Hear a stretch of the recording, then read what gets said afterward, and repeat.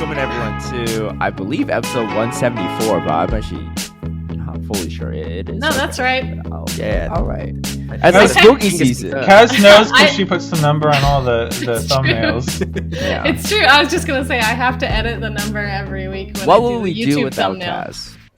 I don't know. You wouldn't have as much Pokemon knowledge, that's for sure. We wouldn't have as much Pokemon knowledge, and also we wouldn't even know it's Halloween because she's the only one that decorated her background. It's true. Look at all this. I got Wait, Steve's background is decorated? What do you mean? Yeah, It's that's just a true. Pokemon. Is He's got Morpeko is that a he's got Halloween Pokemon? It's a dark I type mean, it's the Halloween Pokemon. release. It's a dark type. Yeah. Released for Halloween, and it's a dark type, you know? Yeah, but and dark type doesn't it's- necessarily mean it's Halloween, right? Like you ain't going I to be think like so. looking around for a obstacle and be like, "Oh, it's real Halloween here." Okay, I I mean, would. think about they released an Umbreon for that's one of the Halloween spawns as well. It's like Yeah. increased Umbreon I shiny think- chance. I think ghosts and dark types are the most Halloween types you can have. I'm just What going to about throw Meowth? that out there. I mean, the Alola one, it's dark type. No, I'm just regular Meowth. Remember the first season where they had Halloween event? It was just like a bunch of regular Meowth. It was a bunch of regular Meowth, Drowsy. I There guess. wasn't Ghastly. There wasn't as much like it was only Gen 1, right? So Yeah, there wasn't as I many. think that's I I don't think that's remember because they this. were like, we have to look for the spookiest Pokemon available to us. Yeah, Cats are So you don't have to spooky, right? fact check this one. I know for a fact those were some of the spawns. I remember that. Hey, I event wasn't there. I don't know, vividly. Caleb. You've been pretty You confident were before. playing back in October 2016. No. I took years to get into this game. My phone couldn't run it back then. Oh, fair, yeah. All right. Well, happy Halloween / spooky season / Dia de Muertos for those celebrating. But we'll get into the events because we got a lot to cover. And speaking of Dia de Muertos, we're going to kick it off with that event. This will be... Wait, what? The page is not found. Oh, I've what? got it. I've got it Did open. they I don't change know. it? Oh, I don't know what clicked you're it. looking at. I have it open, so I I clicked will on read. it and... Okay, yeah. Take it away. So Dia de los Muertos event in Latin America specifically from Friday, November 1st, 10 a.m. to a local time to Monday, November 4th, 8 p.m. local time. So the holiday itself falls on November 2nd usually, so that tracks. And this year they have a few extra bonuses. Lure modules activated during the event will last for 3 hours, 2 times XP, 2 times Stardust, always nice. And keep an eye out for confetti appearing on the map after sunset from 6 to 9 p.m. local time. Wait, are you able to see apparently- this on the Niantic website? I am on LeakDuck. Well, yeah. So the link after that one. Oh, no, I Okay. didn't see that one. Interesting. So I've just tried to figure it out as well because the Niantic link that we sort of had before is broken. But what's happened is that they've removed it from the English website because it was in Spanish. And if you set your language on the Niantic website to Spanish, then it shows up in the list of blog posts. Why is it only available on the Spanish website? I'm so confused. I mean, They it's have only the a English it's only a translation Latin American event, so that kind of Yeah. I know, right? but I don't know. So- I mean, okay, we I would agree with that if all the other events that are regional specific were also not there. Because wait, is the Festival of Lights only in South Asia? It's only in Or is that India. global? Yeah, only Yeah. in India. But I can see that, right? It's not like you had to be on It's probably just like a coding error where they wanted to have it available in English and Spanish, but they only posted it in Spanish on both or something. I don't know. Well, they just never wrote it in English is the thing. But I'm actually Maybe. looking now on the Spanish site. The event for India is not on the Spanish site. So what? Yeah, I think they're confusing a lot Look, of people with these. That logic follows regional-only events. if the Festival of Lights event wasn't on the... Well, I guess English is a common speaking language within India, so it's not the craziest thing to... But I don't know. I just think it's weird to exclude it from specific language variations. Yeah. on the website. But anyway, go ahead. Sorry for I that. feel like they're gonna fix it later. Maybe I don't know. Anyway, they better soon because this is about to happen. actually, one thought, hey, one there's possible There's explanation. a couple more weeks. It was the the event in Latin America isn't releasing any like new Pokemon or anything. So if you see it in game, you're like, oh yeah, that's that thing. But the event for India, and I guess this is spoilers for the next event we're going to talk about, but it does have Pikachu and Asari. And so if people were to see that in the game, they'd be like, what the heck? What is this about? Like, I didn't see any post about this. So like having the event on the site. I think that's a valid point of view. But what if you're on Niantic Spanish site and you don't see anything about the story? And you're like, where did the story go? I didn't see it on my website. We're just trying to say, Niantic, that we're a little confused. And not the first time. It's not going to be the last time. That's so true. That's so true. But apparently this also comes with some extra Team Rocket bonuses. Team Go Rocket balloons will appear every 2 hours, and Team Rocket will appear more frequently at Pokestops. But there's no, like, you won't be able to TM frustration. Like, it's not like a Rocket takeover event. So don't feel like you're missing out, you know, if you want to still have Shadow Pokemon that you haven't defrustrated yet. Just more Rocket opportunities. So they do get the costume Cubone back with the Sempucha Shield crown, as well as the Duskull with also that. Those are cool ones for sure. They're so cute. Yeah, I'm a little upset about that because I really wanted shinies with those crowns. They are so cute, but did not have one. So my friends in Latin America, you know, saved me one. There's also going to be Flabébé spawning, Paldean Wooper, Sunflora, and Sunkern. All of those Pokemon will be in 1-star raids and be available in research tasks, including a Alolan Marowak will also be available apparently from research. Wait, are the costume ones available in raids? Yeah. So then I guess you could like remote raid them if you really wanted to. That's true. Send me invites. But do you want your invites on those, or do you want your invites on? I want them on those. No. I want them on those for sure. We also get it's true. We actually get some featured stickers with the team badges on like the little paper flyers and discounted box bundles in the shop for the event. So again, this is only available to those players in Latin American regions. So take advantage if there was something that you missed out during the global event last year. I think people in the Caribbean are also getting that. I think they're getting lumped in with Latin America for this. So that general area though. Yeah, I think it's probably like longitude. Or what's the cross one? Latitude or longitude related? Like anything below a certain threshold. Okay, I get the two confused all the time too. Yeah, and that's why I haven't. Yeah. I know Pokemon. I don't know geography. So same. Yeah, you're all very quiet, so no one knows. Good, great. Yeah, Tristan didn't even say a peep. He's just pretending like he's not even here. He's like, my audio's not working. I don't know what's going on. All right, let's hop over to the Festival of Lights events, where this link is working on the main website. But this will be from Friday, November 1st, 10 a.m. Monday to November 4th, 8 p.m. So 3-day events. Pikachu wearing Asari will be making its debut, and it could be shiny, potentially, if you're really lucky. 2 times Stardust, 2 times XP for catching Pokemon. Rocket Balloons appear every 2 hours. Rocket Grunts appear more frequently. Things like that. Incense will last for 3 hours, not including daily adventure incense. And this will be exclusive for trainers in India. So, for trainers in India, definitely enjoy the event while you can.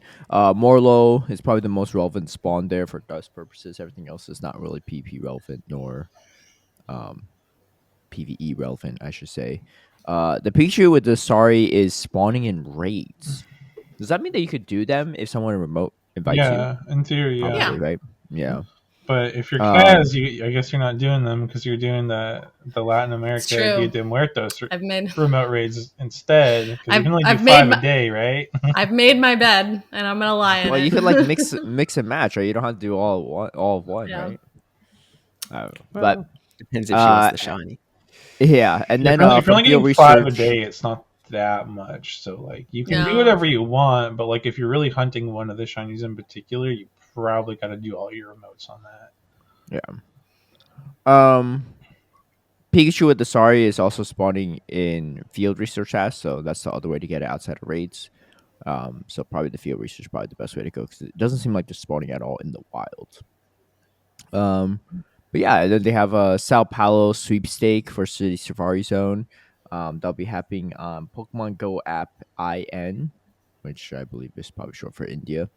And follow that for details. So it says follow, but like, what is this at? It says follow at what? On Instagram? On X? Yeah, it says TikTok? Instagram earlier in the post. It says a special sweepstakes will be held on Instagram for trainers in India. 2 lucky winners will win a trip to Pokemon Go City Safari Sao Paulo. So I see. That it's confusing because oh shoot, we lost Steve. Yeah, I'm gonna have to... Steve was like, I gotta enter this sweepstakes, you guys. Yeah. Steve, you good? I'm back. He's out here getting a VPN, changing his address. Yeah, wait, what happened? India. Yeah. What happened? I don't know. All of a sudden, you guys just all froze at once, and I was like, "Oh, that's weird." I guess I didn't get the memo. We're playing statues, and yeah, we're back. I don't know. Trying to race Tristan for this most technical difficulties, but you got a long one to cover. I think the recording should be fine. If not, I'm gonna have a miserable time editing this, but we'll see what happens. But yeah, so I mean, the convenience part is that same handle. That same handle is also the Pokemon Go India handle for X. So that's why I was like a little confused, but. Yeah, it specifies Instagram, so I feel like that's where... Oh, sorry, yeah, I completely missed that earlier. Yeah. I thought you were reading like way further ahead on the post, but I completely missed the word Instagram. It's literally the paragraph right before. Not even the paragraph, the sentence. Like it was like 10 words before. Yeah. Reading comprehension is hard. It's true. For real.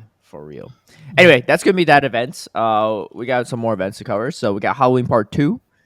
And this one, I just have to say, I wish that those 2 events had continued being global events like they've been in the past. Like, I've always thought that was something cool about Pokemon Go, was that like we got these events based on like local like cultural holidays and stuff, just so you can kind of like learn a little more about them. And I always thought it was just sort of a fun like experience getting to like take part in those little celebrations. So the fact that they've changed those, because both of those events used to be global events for everyone, and the fact they've changed them to like local only events is a little disappointing in my opinion. No, you still can participate in them, but at the cost of a remote raid pass. I'm not getting those extra Team Go Rocket grunts or those double Stardust.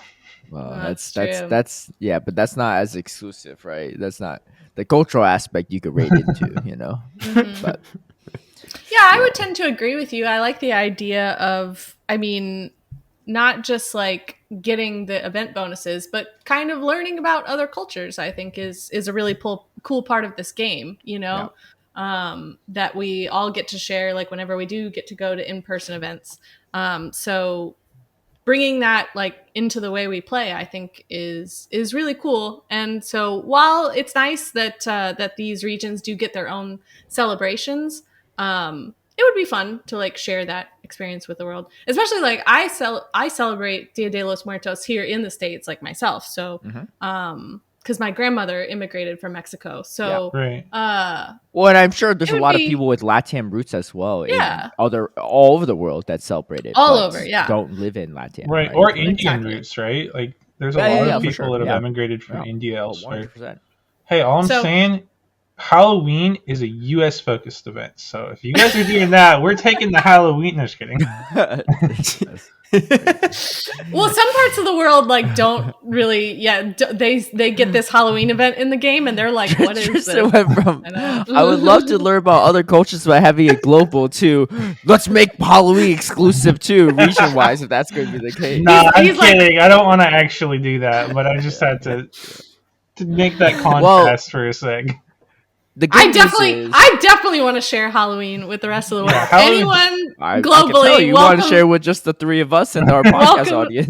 Welcome to come to my Halloween haunted I'm not in the house US. Yeah. There's even a Come Nazi on in the over, back. Steve. He's like, Yeah. what? I know, that's my latest plushie that I got at Louisville. He's So like, I cute. guess I'm spooky enough too. It's true. Well, He's the a good creepy news Pokemon. is you can still learn about these cultural events through the main website for Festival Yes. Lights, and of course you have the Spanish version for Dia de los Muertos. But learn Spanish. It's that not is hard. the other option if you want to learn more about reading it. But anyway, all right, let's go to the U.S. specific, but not U.S. specific Halloween event part 2. Until it is more specific. If it is, you all can blame Tristan for that one, just like the Cloud Side nurse. But Halloween 2024 part 2 on Monday, the 28th, so starting in 5 days, and it'll be going until Sunday, the 3rd. So only about 4 days as well. Wait, no. No, that Wait, can't be no, right. Monday to Sunday. It's 4 days. It's like a week. It's a week. like about- Your numbers Yeah. trip My up, bad. Caleb. Uno, dos, tres, My bad. counting. Yeah. Like this is what you are here for, to fact check me here. true. Pokemon debut. New Pokemon will be appearing here. Froakie wearing a Halloween costume. Routlet wearing a Halloween costume. So Woo! Kaz, did you Kaz- buy your ticket yet? Kaz's locals. Don't did? stress. I did Don't buy worry my about it. ticket. Oh, okay. I did buy my ticket, so no one else is on the hook for that. Just me. We told you to wait. Higher chance of getting 100% Rowlet Yeah, with a hat, that's right? true.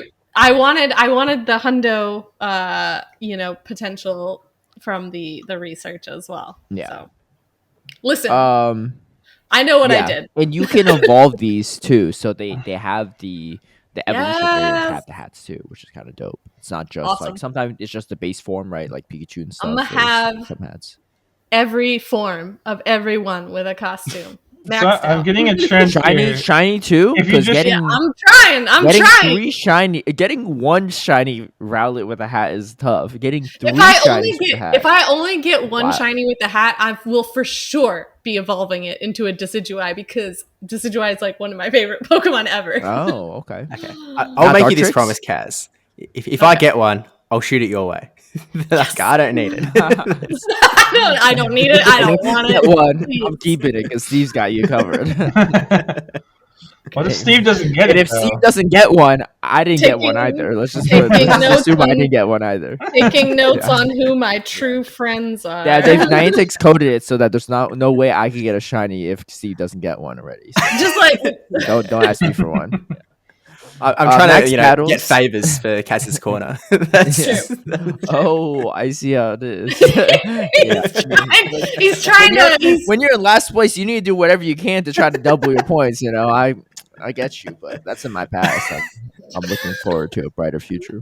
maybe you'll have another chance to double your points really soon. Oh, Oh. that's true. It is the Halloween event. It's usually double candy, so double candy, Mhm. double Cass's corner. You know, we're going trick or treating at Cass's house, and she's dropping double the Cass's corner points in our buckets. I got full bars.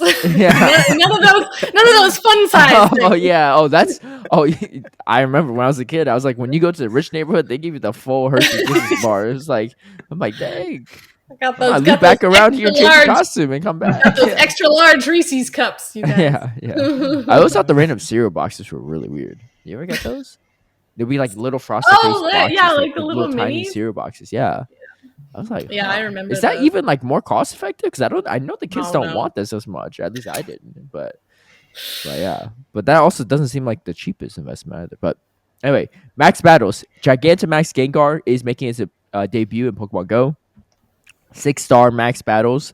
Probably takes whatever it was, like 20 to 40 trainers or whatever they said before. 10 Probably something 10 to similar. 40. Oh my gosh. But the good news is you'll have Gigantamax, Charizard and Blastoise and Venusaur hopefully. So Sure. bring everything but Sure. the Venusaur into that. Yeah.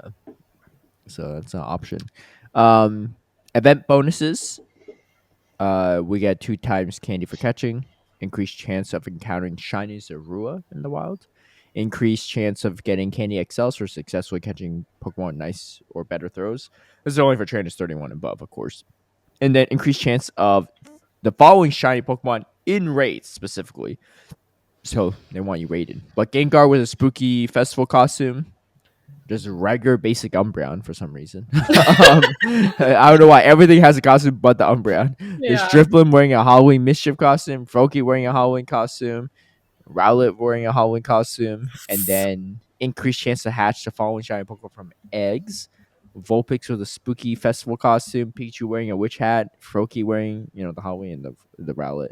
So again, everything but Umbreon for some reason. Also, this is raids. Who's going when all these other costume Pokemon are in Well- raids? Who's going to spend the raid pass on an Umbreon without Last Resort, without a costume? Like what the heck? Well, yeah, That's wild. those first like 5 were from raids. The latter half that you read, those are from eggs. Yeah, So, hatching from eggs. so yeah, 2 different opportunities. I know where I'll be spending my resources though. Those raid passes. Not the let's get us a incubators? shiny Umbreon. You don't want to No, hatch a that's Vulpix with a spooky festival costume? Nah, that's okay. Already over it. On October 31st, costume Pokemon will have a small chance to give rare candy or rare candy XLs when caught with nice throws or better. And I recall last year when they had this. This was a this scam. It was a big scam. Yeah. So I need Scandal. our Aussies and New Zealanders to give us a heads up again this year to tell us. Aw. Steve, Wait, you think They you? suck. You can't- They're not worth- you they're can't not just worth. say Aussies and New Zealanders when Steve is like right there and we know you're talking about him. But we're not talking about him because Steve doesn't actually play the game half the time. Oh, what? What happened if to I my ask super grinder Steve- status? He's He's he's gonna the be like, number I caught 5 one grinder. Pokemon, didn't get rare candy XL today. I'm like, well, it's 5 Pokemon. Like, what's that? That's not a lot of info. He's like, yeah, and only one of them are costume. Hey, if I get one costume Pokemon and I get one rare candy XL, I'm stopping there. It's 100% success rate, guys. You should go ahead and super grind this event. Just go that's take how a it day works. off work. Just It's just like the polls last week. The first person that voted on poll is exactly like the end result. 100%.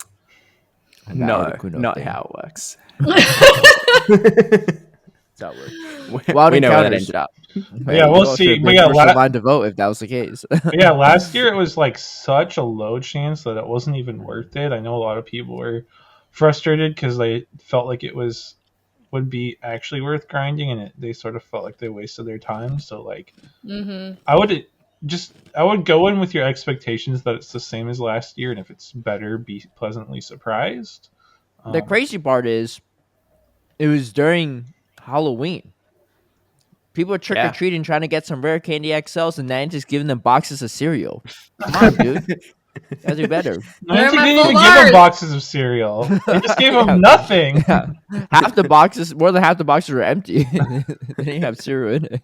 Oh my God. I was like, I guess I can No, munch on some frosted no, flakes. there was just cereal and no toy inside. Rude. Probably Pokemon will be spawning more frequently in wild, so probably a few things you don't actually need to raid for, like Vulpix with the festival costume, regular Shuppet, Piplup with the Halloween Mischief costume, regular Woobat, regular Zero, but Zero could be shiny, so it's good. I mean, these all could be shiny, actually. Yeah. Froakie with the Halloween costume, regular Inkay, Phantump, Pumpkaboo wearing the spooky festival costume, and Rowlet wearing the Pokemon Halloween. Man, Oh, so they're gonna be in the wild too. That's Yeah. nice. Yeah, although And then, notably, if you're- you have a higher shiny chance in raids and eggs. Obviously. Which- Obviously, because they want my money. Well, I will say that's not. Well, it's not obviously though, because there's been so many times in the past where I've been like, "Why is this thing in raids when it's also in the wild and they have the same shiny rate?" I'm like, "Why would I pay for a raid pass for like a 1 in 200 something chance of a shiny? Like that's not worth it." So I think the fact that it is shiny boosted in raids, while it does sort of feel like they're trying to get your money, it is also nice because it makes it feel like the raid pass is a little more worth it. Even if you're only just going to use your daily pass, it's just like, again, before it was like, why raid something when it's just in the wild? So here there's at least... Some people just don't use their daily raid pass. I've been really bad about using my daily raid pass. Like, I haven't used my daily raid pass in like a while. I don't really use mine in general unless there's like something I'm specifically looking for, or some bit of special research is like, you have to do this now. Yeah. Any raid. I just like miss them. I open my app mostly to like PvP, or if I'm like, running an errand, I'll just like throw on the Go Plus Plus and just like keep my phone off, like screen off, and just like auto catch while I'm like driving and stuff. But yeah, maybe I should do more of those raids, man. Maybe I mean we record like a 2-hour podcast every week. I should just hop in a raid for 1 minute that and just let my Especially 'cause- locals carry me. Don't you have a gym like nearby? Like A gym? yeah. I have like 4 gyms nearby. Oh my god. Oh no, I three have one. My closest one is like a block away, but it's across like a very busy street. So sometimes I'll see a raid over there, and I'll be like, is it worth it though? yeah, no, I have 3 I can like hop into. 4 lanes of traffic. No one ever stops. That's a lot of traffic. It's a lot of traffic. Yeah. Okay, so we have there's what else? What else is there?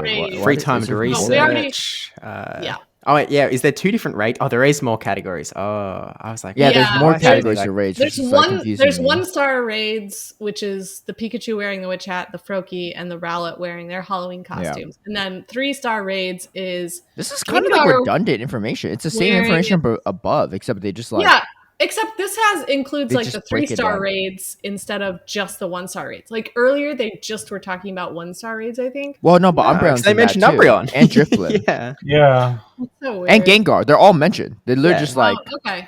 a little. I don't know. Double. Toil and trouble. Yeah. Are there any other? Instead of adding all this content to the website, just add the Dia de los Muertos. You know, if you need more content, just do that, please.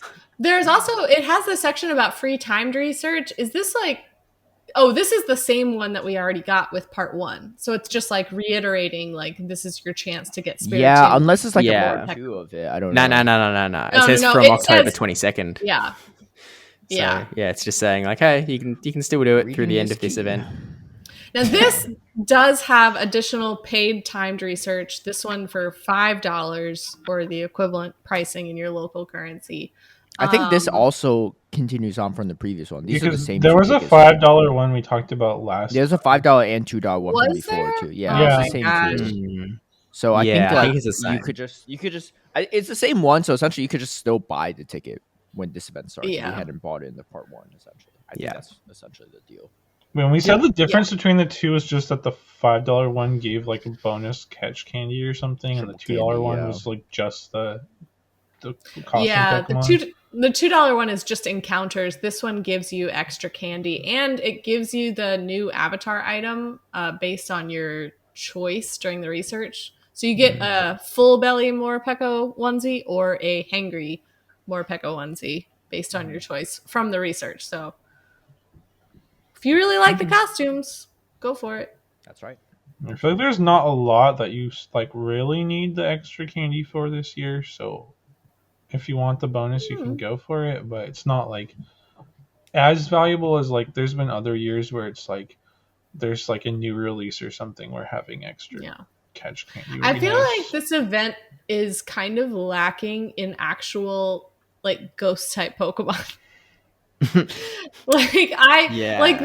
Shuppet is there and Gengar is there, and I've been seeing like a few Ghastly out, but like I feel like we're missing a lot of ghost types. Where's my like save guys? Where's Mimikyu? Come on, guys. They're never gonna give us Mimikyu. Every year we've got hope. Pokemon Sleep just got Mimikyu. Awesome, oh my god, really? Jeez. They really don't like us. Oh, there's new music, you guys. There's Lavender Town music. New music or just the same not old new. music? The same old music returns. I do enjoy it, but it's not new. No. Womp womp. Yeah. Y'all really pooping on Kaz's parade here. It's my favorite holiday. Yeah, she's one step into the parade and it's already happening.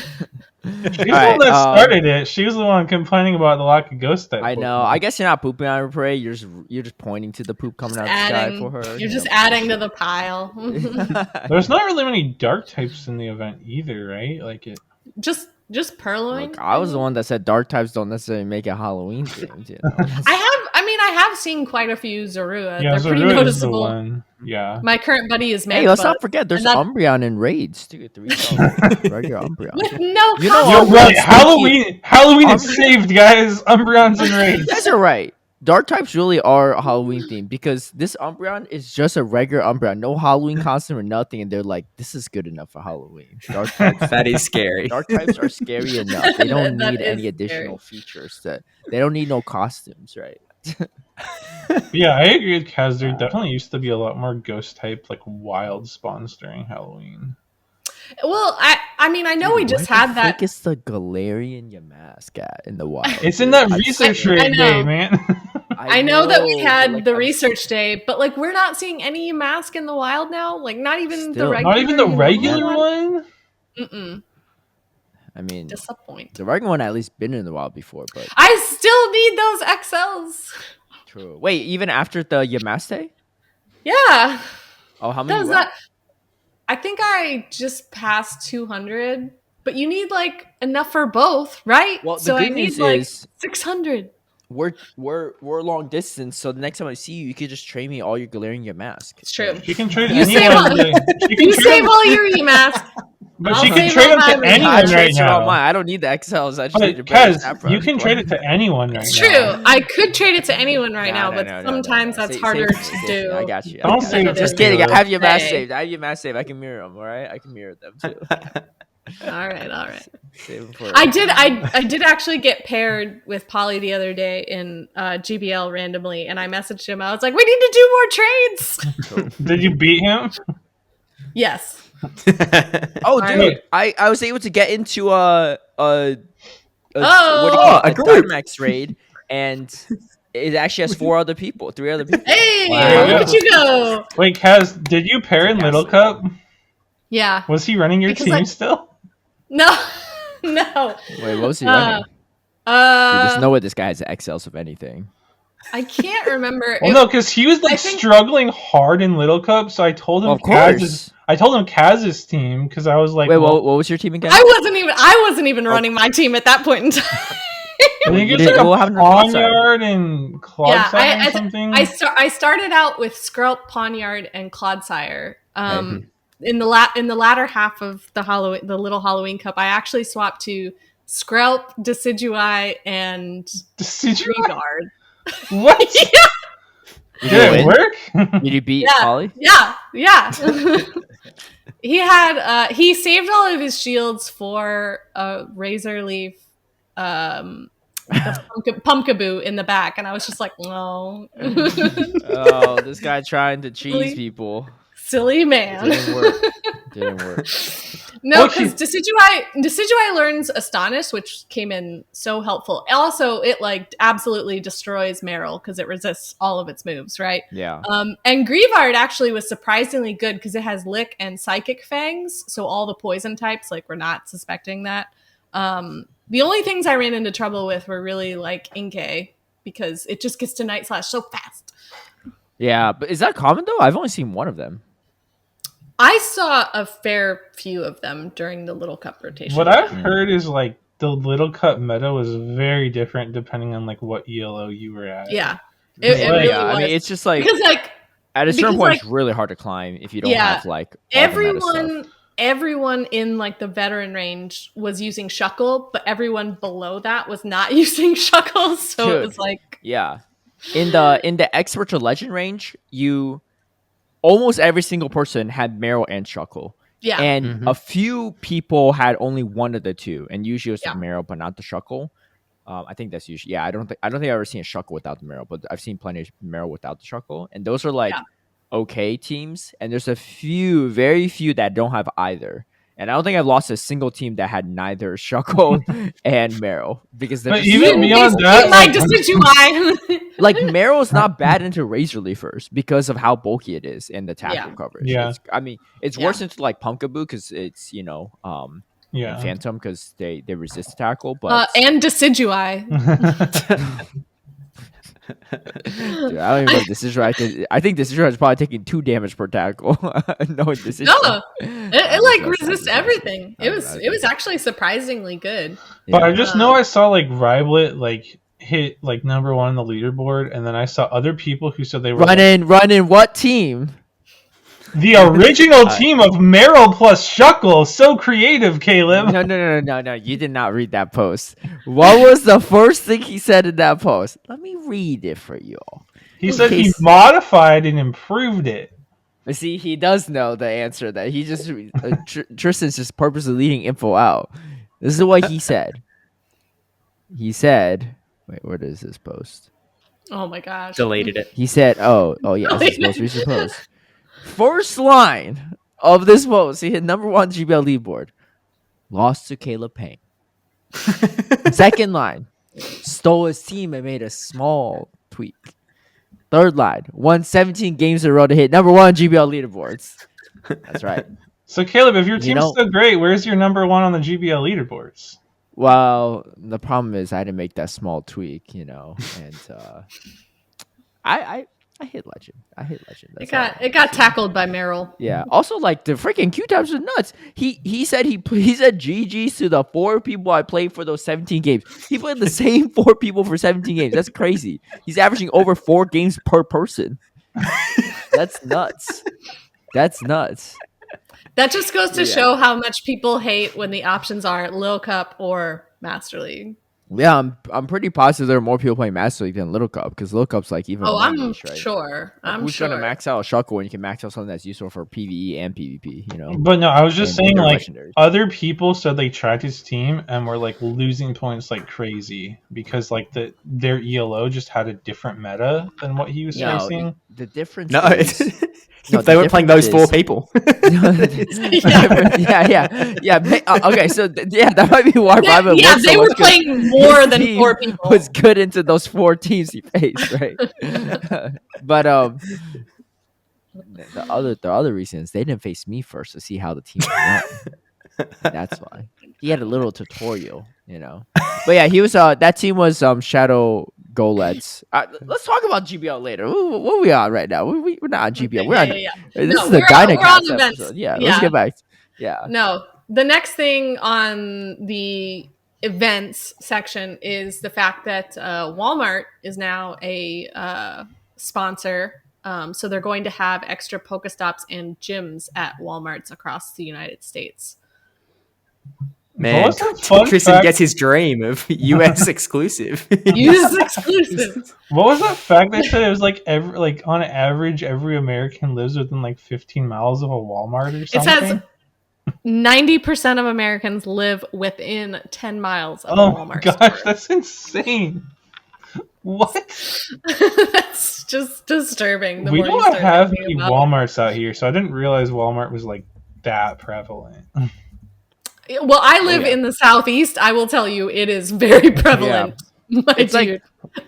These reasons their company's too big to fail, so they have the option to open up Walmarts in like more rural areas too. Mm-hmm. And small businesses can't keep up with it. It's unfortunately like economically not the best thing, but find a store near you. Coins. Yeah, wait. How far is Steve from a Walmart? Okay, so the closest one is in Hawaii. So how many miles is that? No Walmart helpful. Newcastle? Yeah, super helpful. Just hop on a plane. This also apparently too bad. If there's a Walmart Newcastle, there's definitely Vegemite being sold there for sure. I bet. Yeah. This also apparently comes with Pokemon Go gift cards being launched exclusively at Walmart stores.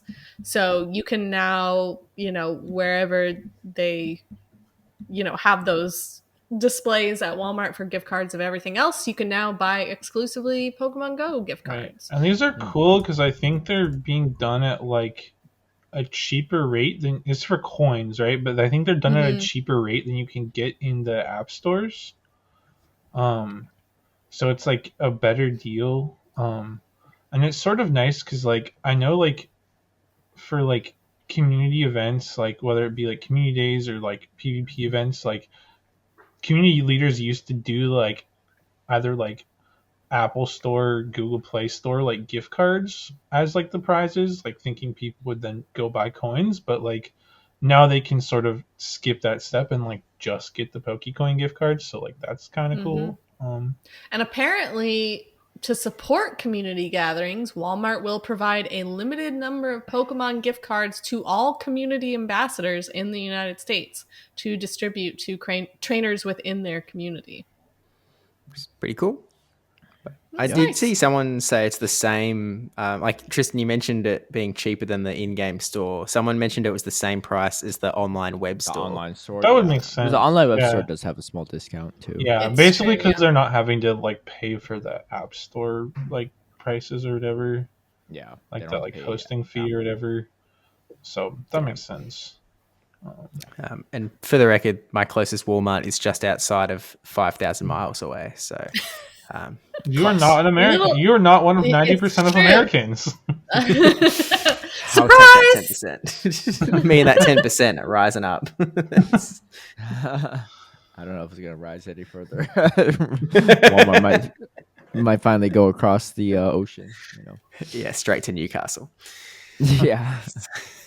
So All he's right, going to be messaging Walt, hey, can you guys come over here? We need to start Newcastle real bad. Dude, you know that Walmart's going to take over the world if they have one in Newcastle. That's like the beginning of the end. You know, that's like the Terminator movies where that first like robot starts making it across the ocean. You know. Yeah. Well, That's we how got a you know you're Costco in the recently. wrong timeline. Costco's fine though. Costco ethically is actually fantastic. They pay their employees well, and their stuff is affordable, high quality. Kirkland's their brand. It's pretty good. They keep their pizza at like $1 a slice. Oh, dude, I went to Costco the other day, and they're like, "Oh, food court is closed for like maintenance and stuff. It'll be back open in like a week." I was like, I was That's craving like a little half the chicken reason bake, for you know? going to Costco. Dude, for real. The prices I are went insane. I was eating every sample I could get my hands on inside that store. I'm just a little sad they stopped doing the Making the churros. They stopped the churros, but the They cookies did are stop really the good. churros. Why The did they cookies are stop the good. churros? I don't know, but have Maybe you not have you had healthy. the cookies? Because the cookies are really good. I didn't know they sell Okay. cookies. They still sell them, Okay, or they we got need rid to of those stop too? They're in talking the about this food before I court. get They're any like- hungrier. They're I like think these they have like cookies in giant chocolate LA. chip cookies that are so good. Oh, they definitely don't have it in What? my location. Yeah. I Kaz, mean, you're you don't about have to get anything turned at your from- location. It's close. I'm about to get into Yeah, hangry mode. yeah. If I turn to Morpeko. It's true. If I Dark see the- type or the wheel. type and shift, yeah. Dude, we'll talk about that in GBL, but I did play against two of those the other day, and it was super annoying to see the form change. Anyway, let's get into Gigantamax because we got some FAQ for the upcoming Gigantamax event this weekend. So if you're listening to this, And the one next week. listen up. Huh? Oh yeah, and the one, the weekend. Because after, this yeah, weekend is the Gengar, but- Kanto this- starters, yeah. and next weekend is the Gengar. Yeah, well, this will be the first one too, so less people probably know. By the second one, maybe people are realizing. But anyway, so this is from the Niantic Community Ambassador page. It says GMAX event questions that are asked, and they were given answers. So, will there be an increase to max particle holding / collecting limit? Not at this time. So no. Will all power spots be activated during these events? If not, will we see advanced timers? Will there be additional power spots? There won't be an increase in power spots for the events, but a large majority of power spots will be featured. Will be featuring the Gigantamax Pokemon during these event hours. So check Campfire for power spots the day of the event, and if you see power spots, there's very, very high likelihood that it will be a Gigantamax location. There is a very small chance that it will be Dynamax battle at the location, but it's unlikely. These battles start at 10 a.m. local time and reset hourly. Keep in mind that you'll see advanced timers for incoming power spots, but you won't be able to tell what Pokemon will appear until the event starts. Gotcha. So we won't know which of the starters. That's cool though, because it's like normally it's the same Dynamax raid for like 2 days or something, and you can only do it like once a day, I think. Yeah, but every hour. This is gonna be every hour, so that's good because like for the anyone who more max particles you could buy with that, right. those many. Yeah, because like for anyone that was gonna be like hardcore raiding, like if it was resetting once a day, like they'd have to venture pretty far out if they were trying to get them all up. So again, there is no hardcore rating. You can only do like 3 of these things. Unless you buy the MP, unless you buy the max particles from the store, Some people, And whales are gonna whale, Steve. Yeah. This is also probably better for rural players, so that if they don't have like a ton of power spots accessible, that they'll refresh faster, so you can do those same ones. Yeah. But if you're rural players, you also need like way more backup, right? I know. Well, and out of this question and answer, because I already read through it earlier, like it doesn't really explain, because we had that question before about how exactly, if it's still 4-person lobbies, how exactly are we needing 10 to 40 people to beat it? How is that going to work? Like, is it because of Pokemon left at the stop? Is it because of people doing it at the same time, even in different lobbies? Like, we still don't really have a lot of answers about how that is supposed to work. Yeah. Good luck, have fun, trainer. Mm-hmm. Yep. Don't worry, we got you on this side of the world. Thank you, Steve. I said, what will the check-in rewards be for these events? Are they applicable for each day we host? So this is for community ambassadors doing check-ins. Check-ins will receive 800 max sparkles. That's pretty good. You can receive it twice. Once for separate associated campfire events. One for starter G-Max battles and one for Gengar G-Max. So one per week, right? So for this upcoming weekend, it's just going to be 800. But the check-ins are pretty dope, especially if you have community ambassadors near you. I do it a lot for my local events just because like it's pretty easy. But you just go into campfire if you're within the area for the check-in. You just press check-in if you're within range, and they give you a code to redeem, and voila, you get the code. So you get like community day like ticket codes with that, whatever it is, right? And for this one, 800 max sparkles. So I'm sad. We had like a community ambassador that was like temporarily here over the summer, and now they're gone. So those check-ins are gone. Time to put your own community ambassador hat on, Tristan. It's time.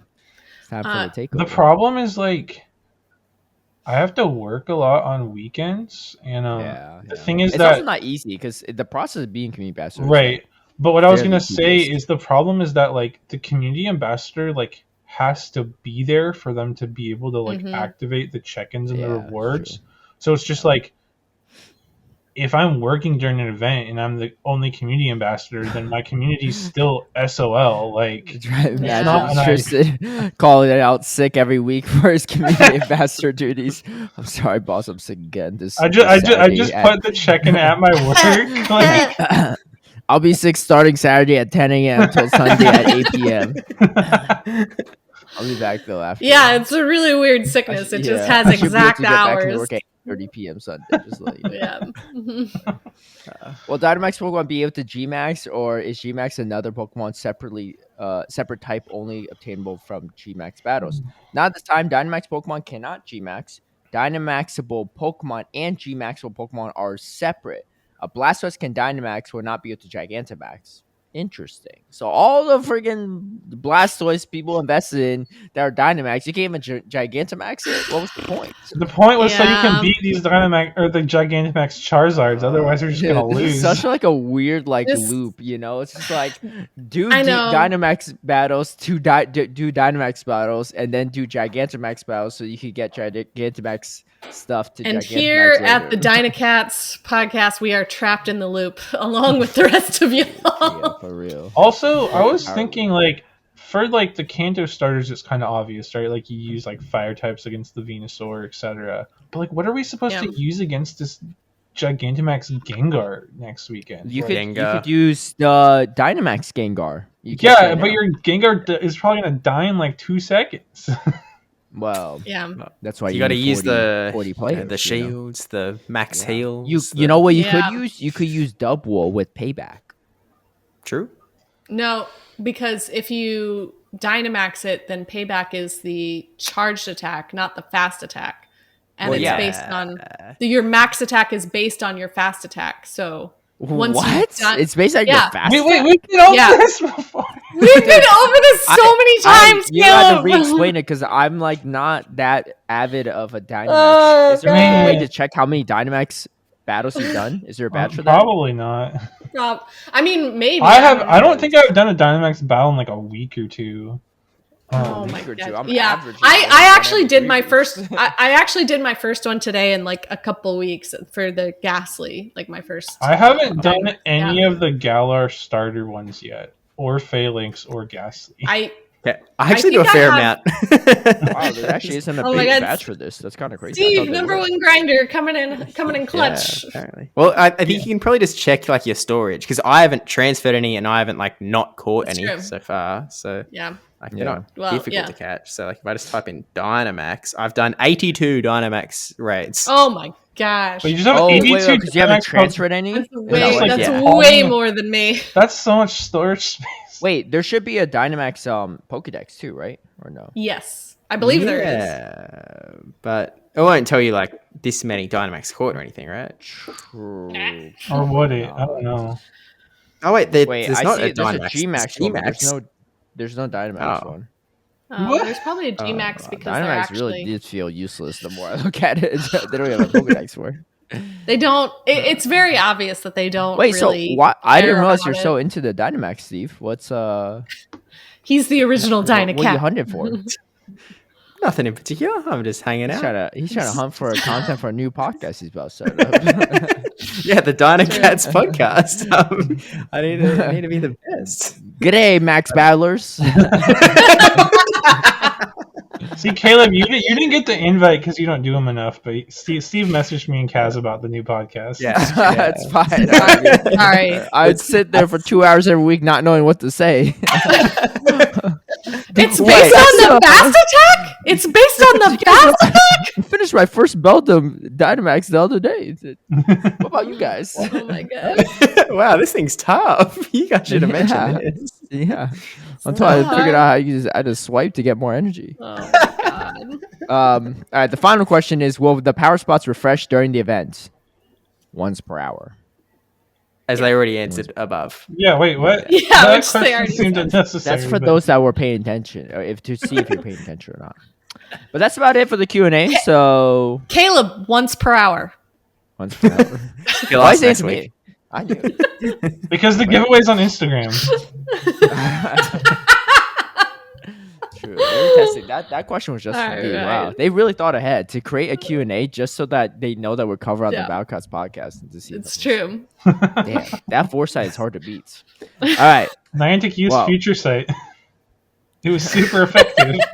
This sounds like a On CBC Caleb joke. Peng. All right. Let's go into Kaz's corner because I'm in first place. Well, you're one of the people in first place. All right, look, I'd rather be one of the And- people in first place than one of one in last place. Okay. And So- since I did not have Kaz's corner for last week, this week is another opportunity to double your points. oh shoot! Wait, Can I double our spend points? $5 to make it triple? Just like No. So Wait, you have the so opportunity double. to win one extra point, so 2 points instead of one, not So no. double the points you currently have. Yeah, it's not a 4-point question. Sounds good. Sounds good. So this week we do have a spooky themed question. How did Unovan Yamask become Galarian Yamask? What? Wait. Can I look at pictures of these? Yes, you can look at a picture. Yeah. Okay, but like 2 pictures, one of each. How Yes, you did can look how at- did it? yes. Okay. Yes. No, How? then- Because they're both Yamask, right? It's not like Cophagrigus is different from Runerigus, but actually, like Yamask transformed into Galarian Yamask in this new region. Why? Okay.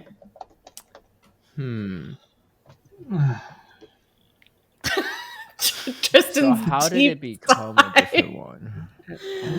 Yeah. Okay, I think Questions. I have a guess, but I need to figure out how to word it. Probably something to do with feathers. If you find the feathers, you're on the right track. No, that's not a clue. That is a joke. We should have told them it wasn't a clue. I want them going down that rabbit hole. Oh, there's a word I'm looking for. I can't remember the word. Feathers. it's not Steve, the feathers. bird is the word. I promise you guys, All right, there's so no the feathers question is, involved. how did regular Yamask turn into? Yes. How did it become a new sort of regional variant, right? Like, why is it a different form in this region? Okay, I have a guess. Okay. How are we looking, Tristan and Sure. HurricaneKaz? Oh man, he's thinking so hard about this. He's so intense. Okay, I'm ready. He's typing an essay. You Caleb. on me? Yes. Is he typing You're an essay or is so he like over here focused. Googling the Lord. answer? I am All the right. Pokedex these days. All right. Does everyone have their answer typed into Yeah. Yep. Discord chat? Ready. Okay. 1, 2, 3. Send it. Okay. He did. Oh. Caleb, you did really type more than everybody else. I did, of course. I Okay. wasn't fake typing. Yeah. So I do like his Caleb's answer is the Galarian Yamask lived near ruins. So instead of wearing a mask, they wore the ruins in the area, which is why it has a different typing. Very thorough. Twastell says it went into a tomb coffin, so similar Well, vein. What did he say fancy. first? He wrote both, dude. This is, You wrote feathers and then crossed it he's out. doing this like an AP test. Like, you don't get penalized for any wrong answers. He's writing like every possible answer and hoping that one is right. And then Steve writes, Unovan Yamask possessed the little rune piece. So here's the thing. Drama coming. So think I like this, I hate actually, it's Yeah. the reverse of what you said, Steve. It's actually Oh. the Galarian haunted clay piece possessed Wait. the Unovan mask. Oh, I see. Yeah. Right. So it's the reverse of what. So that means Steve wrote. loses 2 points, right? That's right. No, there's no loss. There's I no will quit this losing points podcast. on Kaz's Oh, corner. it is spooky So season, but Steve just is the for defense Steve's. against the dark arts teacher. Yeah. So, Hmm. so I mean, actually, I'm trying to read through Caleb's answer. I'm not sure it's like, because it's like Galarian Yamask isn't separate. It was like the haunted piece of clay possesses the Unovan Yamask. Caleb's That's wrong. I don't Caleb's think wrong. any of us are right. I think it looks like I all don't of our think answers any- are wrong. Yeah, I don't think anyone. Don't doubled listen their to what point. they say, Kaz. You make your own independent decision. You know, if you think No, I'm wrong. But if you think No, here's some partial points, you can hand them over. Yeah, no. I don't think anyone got it right. I think you're like in the right vein, Caleb, but it's like not. It's just not quite there because it's Wait. like. How is Caleb like- closer than me? Well, you're both like on opposite ends of the spectrum. All right. You got the possession wrong, right? Yeah, I just got the order of it. I just took out the possession part. You know. I feel like that's the important part in my head. I'm like, yeah, down possession, by the that's pretty ruins. good. You know. Yeah. So yeah, it's actually No. Yours is different though, because all right, you know what Steve's is like? It's like if he was if there's a movie. What's a famous Halloween movie? Halloween. Let's say Halloween Freddy 2, Krueger, right? Halloween 3. Right? Nightmare on Elm Street. You know what this is? You know what your answer is like? Instead of Freddy Krueger coming into your dreams and haunting him, it's like you went into Freddy Krueger's dreams, right? That's your answer. No, Like, but oh yeah, Nightmare on Elm that's- Street is about how yeah, these yeah, kids went into Freddy Krueger's dreams and like No. mess with him. So he It's couldn't the sleep. concept of dreams. The concept of dreams is pretty The good. concept is Going there. to It's other The people's actually- order of dreams. events is different, you know. yeah. The It's like when you- victim versus the perpetrator here are flipped, you know. Yeah, honestly, like looking up, like reading about this fact, like made me so like. Unovan Yamask's story is already like so sad because its mask is supposed to be like its face when it was alive, you know, and they cry about it. Like it literally says that in the Pokedex. They Oh, cry that is a when lot looking darker at their than I own face. So horrifying. And now to top it all off, you imagine you're a little Unovan Yamask trying to make your way to a new region, and then you get possessed by a aren't even haunted dried yet. piece of clay, and you become a whole other layer of ghost. Like, it's just so How does awful. a ghost get possessed by haunted clay? Well, I was doing some Even research, Ghost guy like goes to watch out for. I was doing some research once I was like in the Pokedex, right? And when you're looking at the Pokedex in Pokemon Go, you can kind of click on the Pokemon to see the animations. When the Runerigus like reforms itself, you see this picture of like a big serpent or dragon, right? And it's very clearly like Celtic inspired, right? Like how you see a lot of like carvings in their weapons, jewelry, stoneworks, that sort of thing. And so I was reading about it, and it's supposed to be like dragons have been, obviously they're present in mythology all over the world, right, in different ways, but it's actually been present in like British, Celtic sort of mythologies in that region for like since the Iron Age. So it's an old idea, right? And it was always supposed to be a protective spirit, these things that they would carve into their items. So it's like, what kind of evil monster like has possessed this piece of clay that was supposed to be for protection and taken over this like poor little Yamask? Wait, but it's a serpent, right? Not a dragon on it? It's kind of they conflate the two, like in their mythology. Like big serpents, big serpents were also called dragons or worms, that sort of thing. So, This all makes sense because ghost type is super effective against ghost type. So that's true. A ghost haunting a ghost. As soon as you were like, ghosts have their own ghost, I was like, oh yeah. Actually, the more you talk about it, the Runerigus design is actually pretty cool. It's very cool. I like seeing it like reform and being able to like see the artwork on it. Yeah. But if you go to a Runerigus in the game and you click on it, it'll like go into the whole coffin. You can literally see the serpent face too if you just. And you can still see also on Runerigus. You can also see the little piece that is the same piece on Yamask as well. It's like the tail, the twisty tail end of like the serpent dragon thing. I can see it in the picture. Yes. She didn't say you could look up a picture. I did. I always do. But yeah. So there's your creepy, spooky story for the start of this very spooky season. Wait, I just realized shiny Galarian or shiny Cofagrigus is the same color as Runerigus. What is the color of shiny Runerigus? I don't know. I haven't evolved mine yet. Oh, never mind. I It's still just, need like, to do it's just raids. like a brighter like color. It's not the same color. It's like Yeah, it's I thought that'd be cool if it was like same color as Cofagrigus, like a little flip. But okay. Did you guys get some shinies on the research day? Yeah, Yes. I didn't get like a rank 1 or anything though. I feel like I got something kind of good, but like I have a rank 1 of each, and I got enough shinies to have the shiny family for both. So there you go. 2 Galar ones and 2 regular ones. The regular one really liked me. I caught way more of those. Yeah, I need so many more XLs.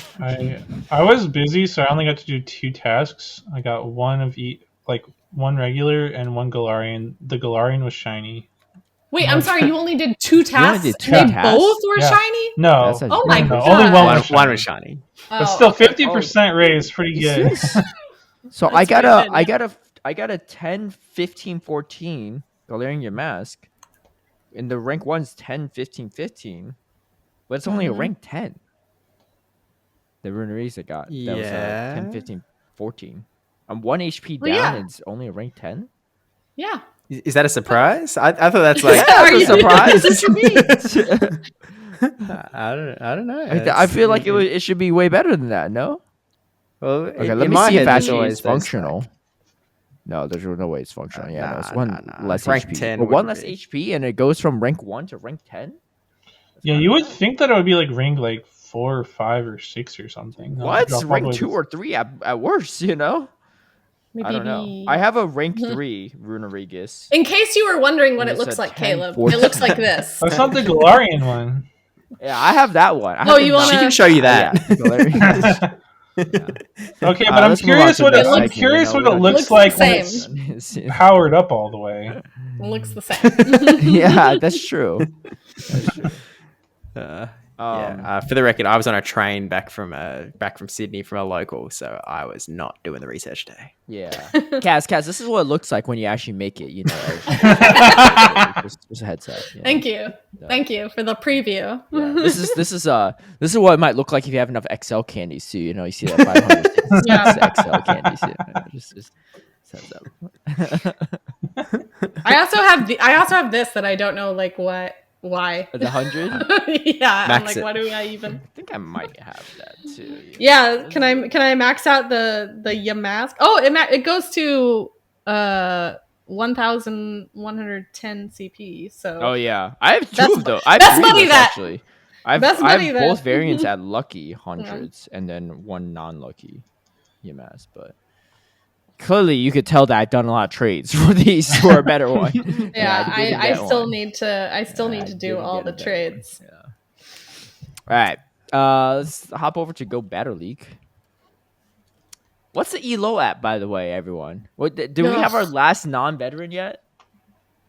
No, I mean, wait. Who hasn't hit veteran yet? It's between me and Steve, and I have not yet because. There's only a couple days left before we end the ELO bet too, right? I know. I've been trying. Every time I get close, I just crash back down. So if neither Steve nor Kaz hits veteran by the end of the season, they both have to max something out? I mean, I guess so, but like that's kind of. I feel like both of them will hit it. Like we still have like over a month, right? Yeah, where are you? Wait, no, we still have. Yeah, we still have over a month. Yeah. Wait, so what's everyone's ELO? You start. I'm not a veteran. I'm at 24-15 once again. Okay. All right. What about you, Steve?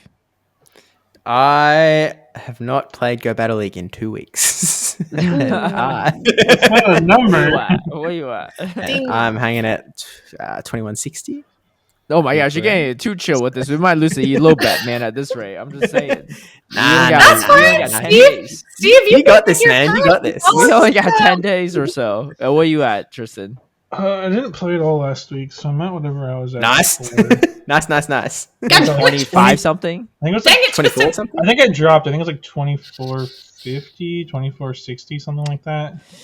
See, Caleb, we're Probably good. all right, but like that's still like a decent amount. What do you got, Caleb? I'm gonna chill. I'm not gonna play. It's all on you, Caleb. We got this. It's fine. You got this. You're confident, right, man? That's fine, I might Steve. make you power up a but Tristan, Kaz, I need you to beat Steve to veteran. Come on. I'm at. Wait, okay. I can't see my. Okay, I'm trying. I'm trying to get there today. I've only done one set in the real Halloween Cup today, Right. so maybe my other ones will go just as well. Don't go down. Yeah. We'll need those. Don't go down later. Yeah, I need you to go up. I can only go so far up. You know, like the top of the leaderboard is not that much further than that. You know, I'm not hitting number one. That's Riblet's job, not mine. You better learn from Riblet and make some little changes because we're gonna need those. He learned from me. Yeah. I'm the best PvP coach there is. You just faced me once for 4.5 minutes, and you already know how to hit number one. I've been playing 4.5 games. Face Caleb and GBL. So my question would be, now that we have the official switch over to Halloween Cup Great League and the Remix. Great League I Remix, wish these weren't at the same week. Which one are you playing? I've only been playing Halloween. I haven't tried the remix yet, but I'm just like, remix, well, like, we have chances. I mean, obviously, the remix meta will vary from season to season, but, like, that happens pretty often. Whereas, like, Halloween only comes once a year. You know? I did see some people saying that they felt like the Halloween meta is more similar to Open Great League. Because you have like you have like Azumarill, Toxapex, Clodsire, Malamar, Mandibuzz, Galarian Moltres, It is actually pretty crazy how it's very representative of the current show. Is it Annihilate eligible too? Technically, I think so. No one's gonna play Annihilate until we know what Rage Fist is. So I mean, until we get Rage Fist, you mean? Yeah. But wait, so has anyone? Well, it seems like half of you aren't even playing GBL, so Kaz is pretty much just asking me the question. That's exactly true. Yeah, we've approached a date of a couple of people being wrong about when people be bored of the meta. Kaz said end of September, which was long gone. I said October 21st, but I would argue that I was right for some people. For like one person, maybe on X. Steve said the 4th of November, and Tristan said the 11th of November. And Caleb, we've already passed your date as well. I know, I said that, and I was wrong. I was wrong. Yeah, people are not bored of the meta. I mean, hey, if they keep like introducing random stuff like Morpeko, people won't be. Okay, so I faced 2 Morpeko. One was from Tho Tactical, and then I was unfortunately ABA week 2. I had like a Toxpex and lead with the Greninja in the bag, so I had to stay into Morpeko and lead. Dude, that form change is so trippy. Like it literally changed every time. It doesn't have to use. It uses Psychic Fangs, still form changes. It's not like it doesn't have to. That. I was right, Steve. Yeah. But anyway, so it doesn't matter what the move it is, right? It changes form. And that thing is like it just like slows down the gameplay because then it starts changing form after it throws a move and you're sitting there waiting like, oh shoot, it's another form. Everything. Yeah, I was watching. It's hard. I was watching Axon stream it a little bit last night, and like the form change like threw me off. Like even though I knew it was coming, the animation like after every charge move it did still like threw me off. Like I kept thinking like something else was happening. It glitched a little bit too. Pause, like there's an actual pause for an animation. I can find it for you because I have a screen recording footage of it, so I'll find it if I can. Yeah. It was interesting too because, it also, what do you call it? It also adds a couple seconds the size of my It changed the size of my Golurk when I was using it. What? Like when it changed forms, like my Golurk was like massive all of a sudden after for a brief second. Yeah, so while Caleb's finding that, a few other so it has like an animation. It changes form every time it uses any charge attack. It doesn't have to be Aura Wheel. Any charge attack. Which is also interesting because that takes some time. So like theoretically you could like go into Morpeko, like spam a couple like Psychic Fangs because it's cheaper, and then like switch out because it's a couple seconds for the animation, right? And so just real quick, I want to interject a question. So it pauses the battle for the animation, but it doesn't pause the switch timer? Correct. Yeah. The switch timer keeps on ticking for a couple seconds every time it does the animation, which is kind of like, you know, you do 4 charge attacks. That's definitely, especially with how fast Psychic Fangs is. Like this, I'll hold it to you. It's got the animation. So here comes some Morpeko. Okay, Golurk is regular Golurk sized. Regular Golurk size, right? Okay. And then start by ring lights covering some of this. Here it comes. So we see the Psychic Fangs, and then we size change. Boom! Golurk massive. God. What's happening? Yeah, your Golurk grew 3 times that day. And then they throw another move, and of course, form change again, even at 2 HP. And then, and regular size Golurk. Okay. Wait, what? Did it not change form? It didn't change. It didn't change that time. I don't think it actually changed size. I just think that for whatever reason the camera was closer. Oh, you know what happened? No. The mud slap took him out. Mud slap KO. So there was not a form change. Right. But so the form change does it freezes the battle, and like the opponent doesn't get like a fast move through or anything. Like it just pauses the battle while it changes form, and then it resumes. But so it takes a couple seconds off of the switch clock each time it changes form. And then, Steve, you were saying that the switch timer is longer? No. No. It just ticks down the switch timer. Like it's you essentially have less battle time between swaps while more Morpeko's form changes are happening. It could be strategic, like how you use it. In that sense. It also like theoretically, it also takes down like the battle timer too, like the game timer. But the thing is, like my initial concern when I heard about this was like, oh, people can just do that with like the weird exploit to try to like win by timeout. But the thing is, Morpeko is so glassy that it doesn't really like. It's not going to work in your favor. It's not going to work well with a timeout strat because it's it's as squishy as Greninja.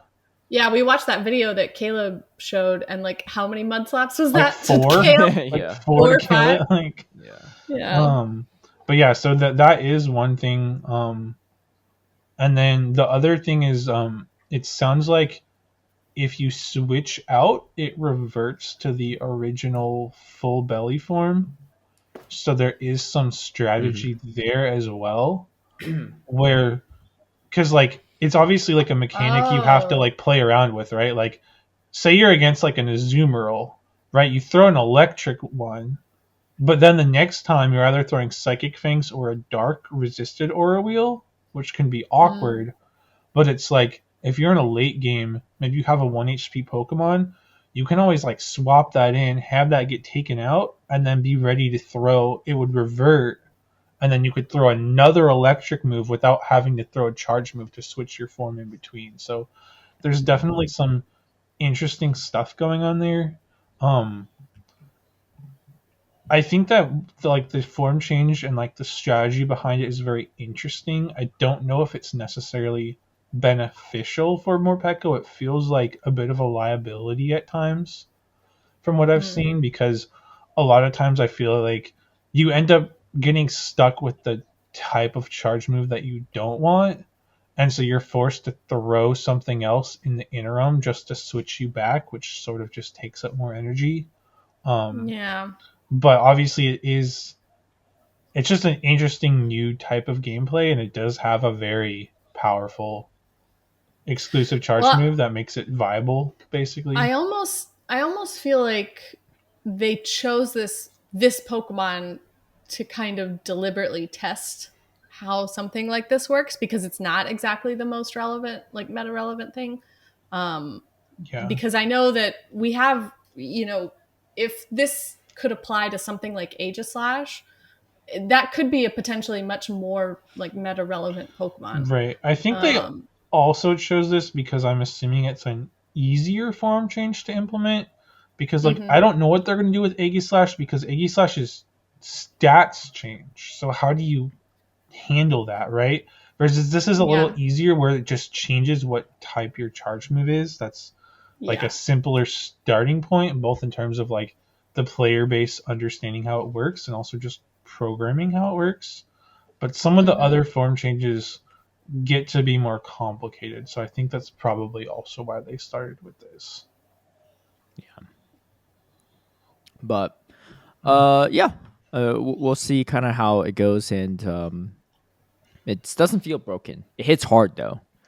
With the Psychic Fang's bait move, it definitely could be pretty strong, right? Well, in the right situations. But the move itself is like a Frenzy Plant. It's a Frenzy Plant clone. But then I think its attack is higher than Venusaur, right? Right. Yeah. His attack is higher, but then the move boosts its attack when you use an Aura Wheel. Oh, that's true. Yeah. And you also have Psychic Fangs that can drop their defense. So that's right. After like a couple Aura Wheels or like a Psychic Fangs and an Aura Wheel, it hits like a truck. All I'm saying is someone's going to run an Ingadanks, can have some level of success with it, and that's someone going to be being like, Steve. Oh wow. Well, I need to do another raid before I can get a Morpeko first. That's. I mean, you can get it from GBL. Yeah, I have one now, and it's one that I got as a GBL reward, and it powers up right to 1498. So. Yeah, obviously it's quest IVs though, encounter IVs. I will say we do have a Go Battle Day coming up. Yeah, that's true. Is that this weekend or no? Next weekend. Oh, not this coming weekend. It's when Gdansk is gone. Yes, November 2nd. Okay. Yeah. Maybe not then. All right. Well, reminder: we have our ELO bets on the November the 3rd, which is that during Go Battle Day? Yeah. Yeah. So okay. So there's chance for last minute grind for those. Last minute push, Steve. I need to. I'll be at Gdansk. I'll be busy. I won't be doing Go Battle Day. You're not going to be at Gdansk. Yeah. Oh, you are. He's going. Yeah. Oh. Yeah, I'll be there. He's doing Gdansk, then he's doing Buenos Aires, and then he's doing LAIC. Oh, I knew the latter part. I didn't. I completely missed the part that you're actually going to Gdansk. Man doesn't even follow Steve on Twitter. Well, I God. do, but yeah.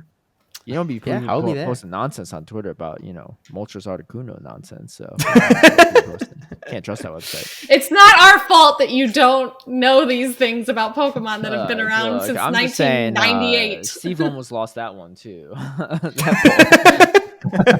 Look, I to be honest, whoever voted for me, look at me. Look at yeah, me. it's kind of crazy. On you. I was trying not- to vote for friends. whoever was likely going to be the other person that was going to get votes. To be I almost voted Kaz just for the memes because I figured she would be the lowest. Dude, honestly, if the three of you didn't vote for me, I'm pretty sure the score would be like pretty much tied. So. No, That's no a way. 6-point swing right there. 3 No votes for way. me, 3 votes that didn't go to Steve. Yeah, wait. So what was the final percentages? Does someone have that, or should I pull it up? Oh my Yeah, God. blow it up. It's fine. It's close. It's close. Yeah, to be honest, I really expected me to like win that poll. Like, I figured that I'd get thrown under the bus, so I was You know actually what pretty it happy is? that. You know what it is? It's the early podcast listeners. I think that's what it is. They had their notifications on, right? They're like, oh, shoot, new podcast out. And they listen to it, and they go to X, right? And then they see the names, and they're like, I know who to vote for, right? Because I listen. I'm an early listener. No, you know what I think See, saves shout out to Steve? you all. You know what I think saves Besides the fact you Steve? voted I for think me. it was Steve pulling up all those facts in the last episode, all those like tidbits of, oh, actually, the last time we had this thing was like 2020. It was the same episode. Yeah, that's what I'm Yeah. saying. You came through with all this like extra information. You brought People, credibility. But then they Credibility. realized that I didn't know the people think Uno of Dos you- Trace thing. So Yeah. No. It's But like the tweet went out before that.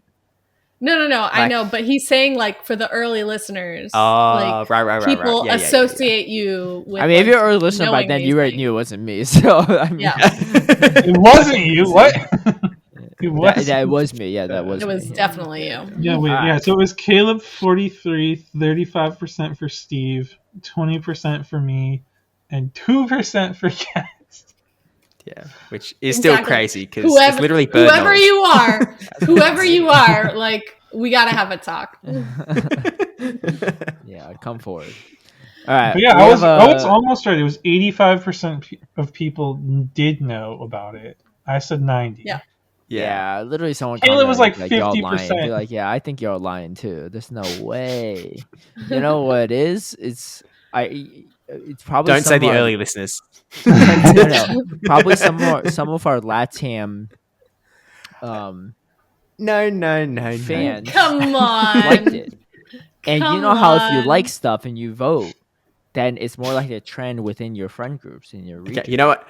Let me take a look at like who liked this post, like what the percentage split is to a region, because I have a feeling that it is not going to be skewed towards Latin America. I mean, you have to remember as well, we've written it in English, so it's sort of like English speaking audience is already. There was only 5 Who people. are you that- Niantic right here? Be like, There was only we're not going to 5 create the Spanish poll on the main Twitter. We're going to post that on our Espanol Twitter only.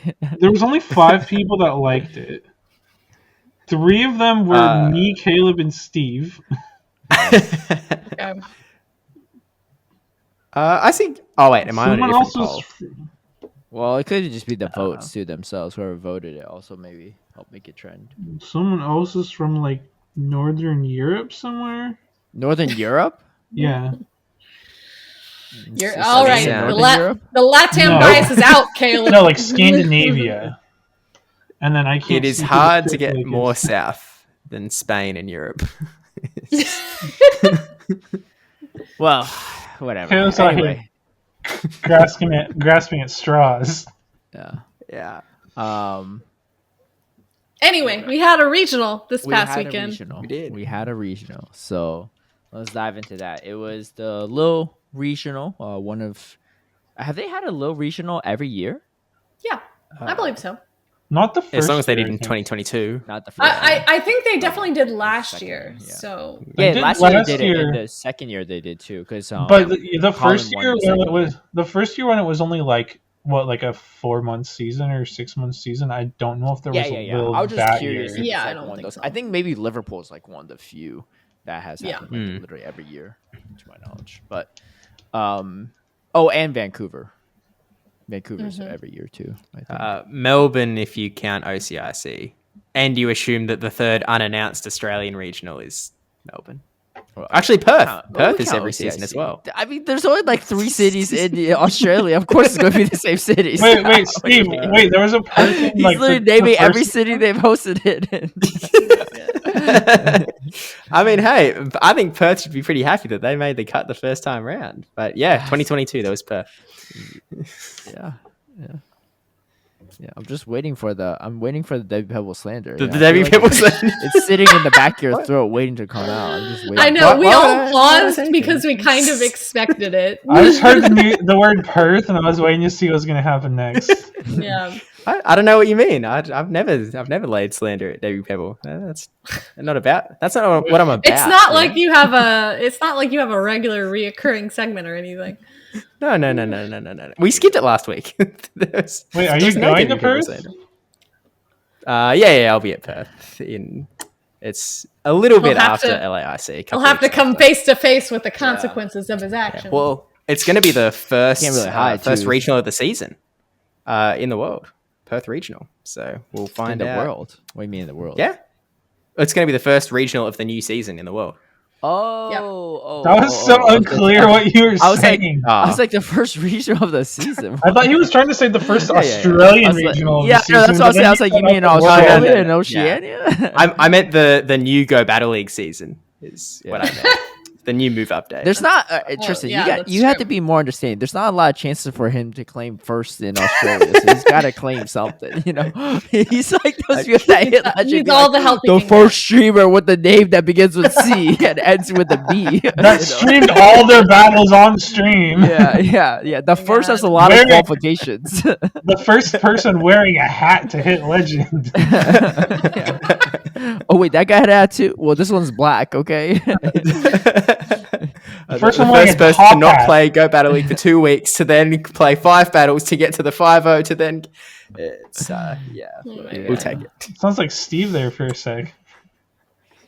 Anyway, so the regional though, we had pretty stacked tournament overall, and it was actually Bohm 20 that won it all, and this was his first ever regional, which is Yeah. kind of crazy.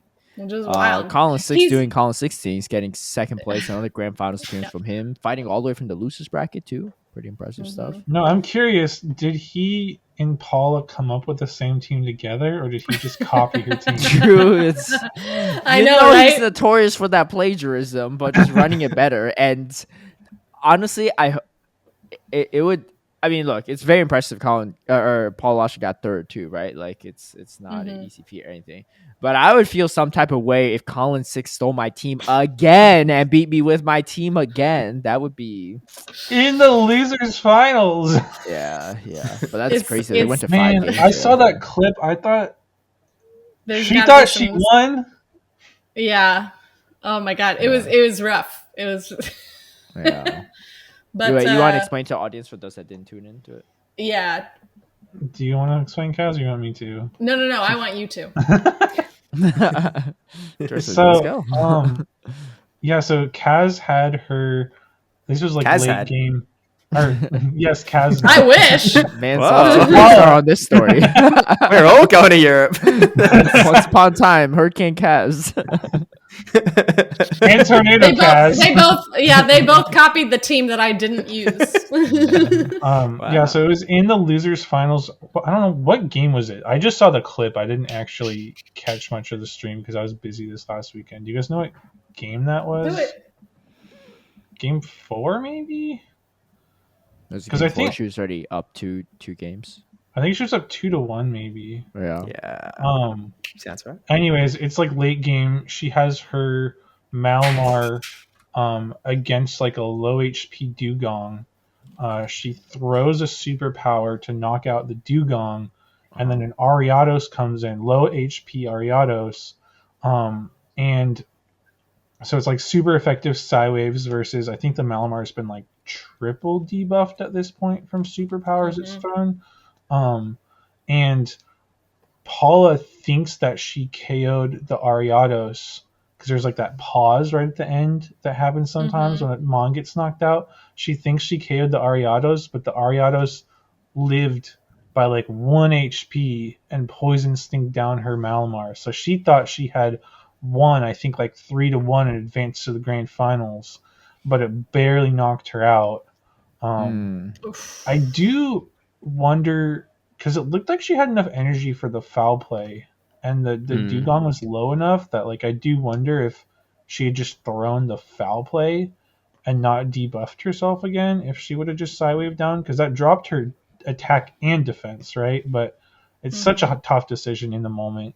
But yeah, it was because she was already at the foul play too when she threw the superpower. and the dugong was like so low. I mean, I don't know, maybe because she was foul play debuffed? was she already debuffed? She was double she's debuffed. already I think. debuffed.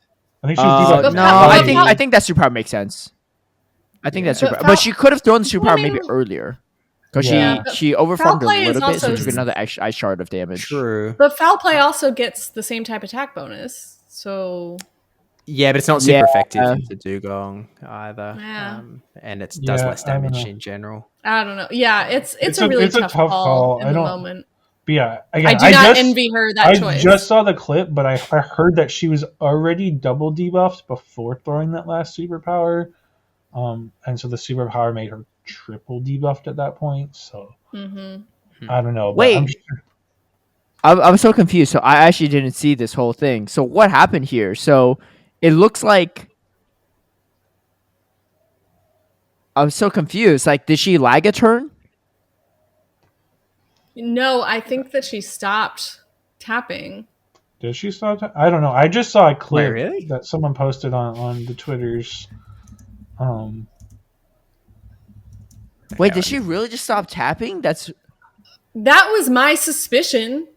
Watching it is because no, but like I'm watching the clip right now, and she does like a fist bump to the crowd, and she you can see her hand on the other phone, and you can see it's still tapping. Like she's like this, she's like this, and like you can see like her finger like on the screen tapping still. I think maybe she was still tapping, and she just thought that she KO'd when it did, like just because she wasn't looking at her screen. Or I mean, the Ariadus was so low that maybe she just thought that her Sidewave knocked it out when it didn't, or something. I don't know for sure, but I'm sure so weird too, because like, so she gets up because she's like, "Oh, it's definitely over. Like maybe I just lagged or something." And Colin's like, "Yeah, wait a second, wait a second." But man, that must have been so deflating to think that you won and you're going to the grand finals, and it's like, oh, you actually didn't win that battle. Now you have to play a game 5. But yeah, I don't know all the context because again, I was fairly busy this weekend, so like didn't get to catch much of the stream, and definitely not that part. But I just saw that clip on Twitter and was like, oh, that's rough for Paula.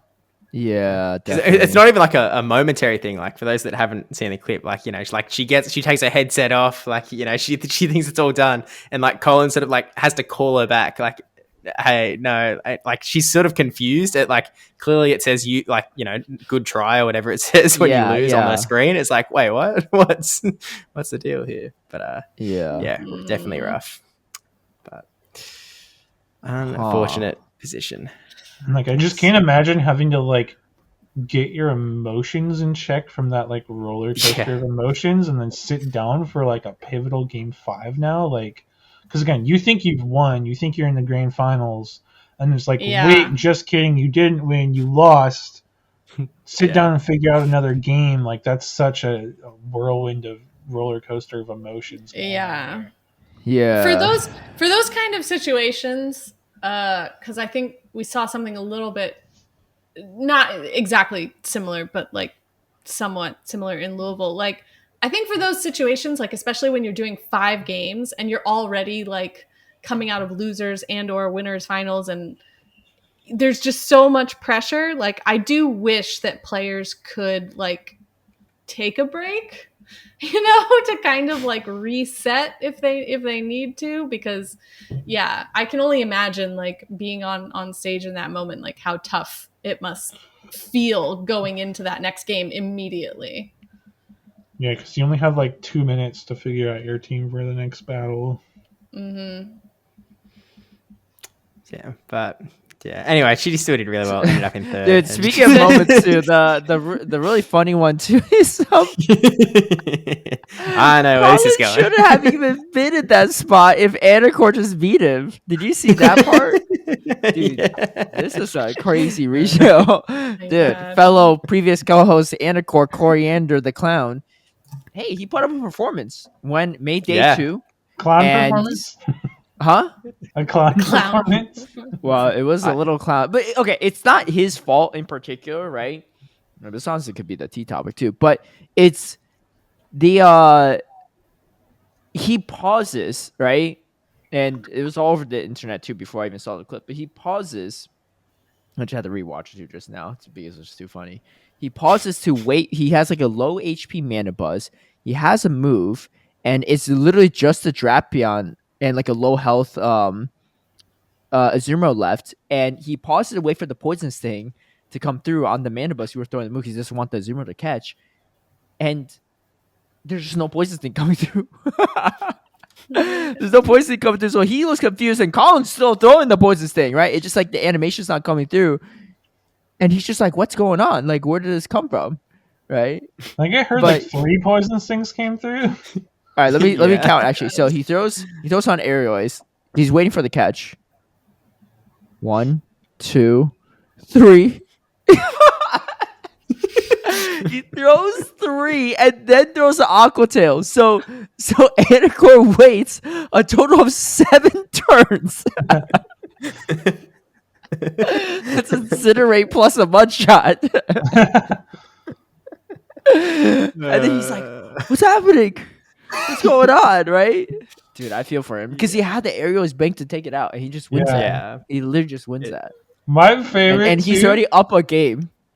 You know, my favorite Colin was 6. Fate was on his side for sure on this. Whatever. But to be fair, it's not his fault, right? Like he Right. played it how he Yeah. should play Yeah. it. Yeah, Anicor yeah, played it yeah. how he should play it too. But the problem is, when you pause to wait for the fast attack to come through, it doesn't always visually update the fast attack. Yeah. yeah. Which is why it's like kind of a. It sucks because it's like such a good skill-based mechanic to pause and wait for it so they can't catch on you. But at the same time, it's Mhm. not a reliable mechanic, which is like kind of a big problem with Right. PvP, in my opinion. Yeah. I know on the higher level it's more prevalent because on like, you know, if you don't know about pausing stuff, like this doesn't impact you, right? Like on a regular basis. But at high level play, like this is a pretty important mechanic to master. Yeah. But it's a mechanic And- that doesn't always work Yeah. how it's Mhm. supposed to. And then Yeah, the I fun- mean the visual glitches in this game are just infuriating for gameplay. I mean, even at like where I'm at, like it's just sometimes you think that you know how much energy they have, and Yeah. it's just like no. And It then my wasn't. favorite part of all this was Anicor then made a tweet. He's like, a thread on Lille. And then he didn't post anything else in the thread. And then the TM Pizza account writes, "Bro's still waiting for the poison stick to come through." Dude, that's like it's so unfortunate, but that's the most Anicor fitting way for him to get kicked out of a tournament. Is he went for the right play, he made it, and he couldn't execute on it because the game wasn't performing. Oh my god. But I saw that Oh my reply and I God. was like, dude, I'm freaking That deceased. was so good. Yeah. Took me Like, out. I would- And then, of course, the I third think game, he we'll- leads a mana buzz into a dugong. Yeah. GG's.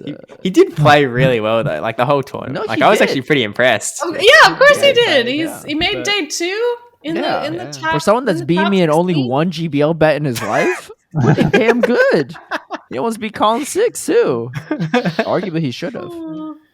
Yeah, But, it was impressive. But yeah, Yeah, very he fun. Colin didn't beat him, he beat himself. Yeah, pretty Yeah. much. Niantic. I do also want to transition from the ragging on the actual players to just the Pokemon usage. Like we see Ariados in the top 3 teams. Like Uh-huh. after not really being used very much at the beginning of this season, a lot of people have caught on to it now. And yeah, that thing is super annoying. Yeah. Those mirrors look annoying. Yeah. Charge moves are doing nothing, you're debuffing each other and doing even less. Wait, Colin's on TM Pizza too, right? Yeah. How come he's not wearing the jersey? I don't know. Wow. He's a different Fake breed, I fan. guess. Yeah. Dude, that clip cracked me up though. Anicor, dude, that guy was blinged up. He had like, I don't think he had a single ring on his left hand, but he had like 5 thick rings on his right hand. Dude, those rings, he's like Thanos. Thanos did Increases vision, the yeah. velocity of his tapping. It's how quick he. Yeah, Really helps him pause extra long. His hands are just weighted down. Anyway, Anyway, all right, let's enough the about Ariados, I yeah. think, makes a lot of sense. It's there to help counter the Malamar that's gotten popular. It beats the Azumarill. It's generally favored against Drapion, generally favored against Toxapex, neutral-ish against Diggersby. Pretty good into Azumarill. Yeah. And the thing, too, is there's not much flying outside of Mandibuzz and Galarian Moltres, which it can still hit for neutral. So, like, it's got a lot of play. It also seems like Clodsire, and especially Stone Edge Clodsire, is on a bit of a downtick. Dunsparce Well, yeah, dropping a bit too. Yeah. The highest performing Clodsire was Tho and Tauntauns tied for 5th. There wasn't a single Clodsire in the top 4. There was no Diggersby either. That was actually wild to me. There's no Diggersby in the top 16. Yeah. So to be fair, there wasn't a lot of Diggersby to begin with in the tournament, so very unlikely it would even make top cut, you know? Yeah. But it definitely and you wasn't got performing. 2 of those Shadow Marowak that Caleb tried to deny in the top 3 there. Right? Look, I said it in front of 3 people sitting in front of me. It's the same 3 people now. And no one said anything about how I was wrong, right? Some of you were not in agreement. We didn't say you were right either. Kaz is heavily in agreement. It wasn't good in show 6, right? No, well, I said it was just because of that mud slap hype. Like, that's just why. And yeah, I didn't know if it was right or wrong, but here we are. Kaz was trying to say Mudslap was overrated. Yeah. Throwing stones at the messenger. Meanwhile, you have I don't see it on the number 1 team, do I? I see that Shadow Quag coming back. How are you singing a different tune like 5 seconds later? I don't understand. You know what? Yeah, I'm so confused. Anyway, it is on 2 and 3 though. Yeah, well, obviously because Colin and Paul had the same team, but Exactly. but yeah, Boehm. I mean, Malamar looks like it's here to stay. Top 4 teams all Malamar. Shadow Drapion as well. So top 3 teams all had Azumarill, Malamar, Ariados, and Shadow Drapion. Oh no, I see it. Yeah. So 4 Pokemon were all the same on those top 3. I see Tomahawk dropped the Skarmory shenanigans. And he dropped the Pangoro. Confused. All right, I thought Tauntaun Batus, right? Fantastic player, by the way. I thought that he used to complain about how bad Skarmory was for the meta, and he's running a Skarmory in this meta. Yeah, because now it's spiced. Now it's spicy. Yeah, he's okay, allowed that's fair. Now you have the fun factor. It's like you know what this is like. It's it. like if what's his name? Shoot, the guy that runs a lot of Spice from Toronto. Magma, man. Yeah, it's like if Magma started running Vigoroth. that would be what it's like. I mean, I get it though. It's way different. They nerfed it. I mean, I give props to Tauntaun for even running it and making it that far. But yeah, I thought the same thing as you though. I was like, man was complaining about Skarmory for like 6 months straight. Then they nerf it and he starts running it.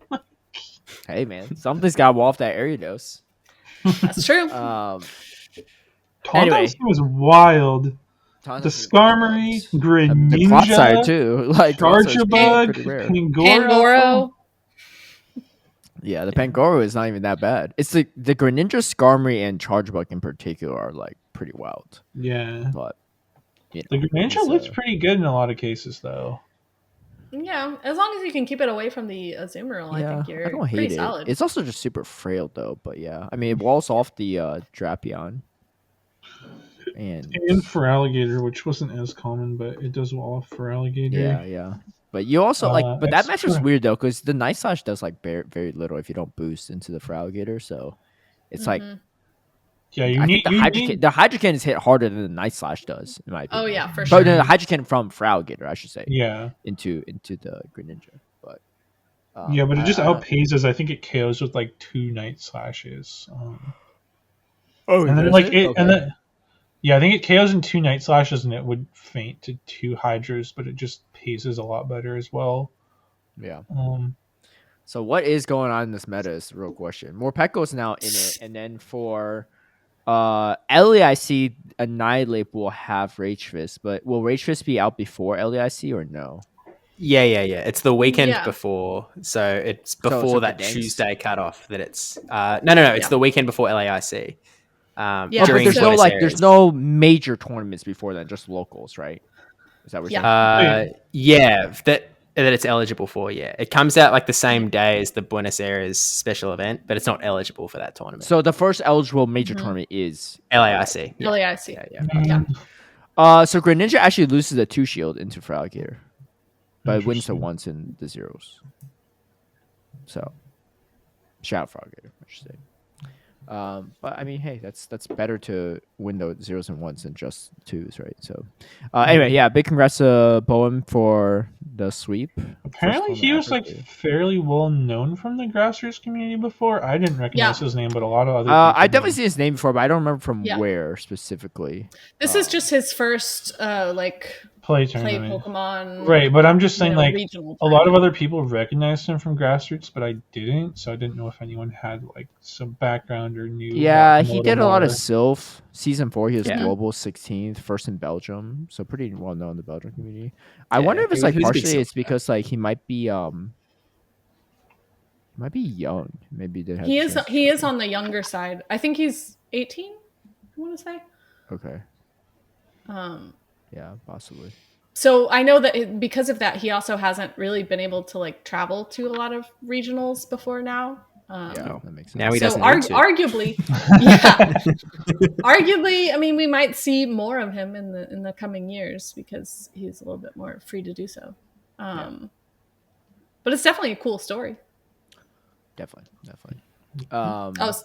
Speaking of Grassroots, we do and Morpeko. Morpeko is banned in the Battle Frontier from usage while they figure out the crazy mechanics and what shenanigans they wreak, havoc on in those limited cups. Wait, say it again?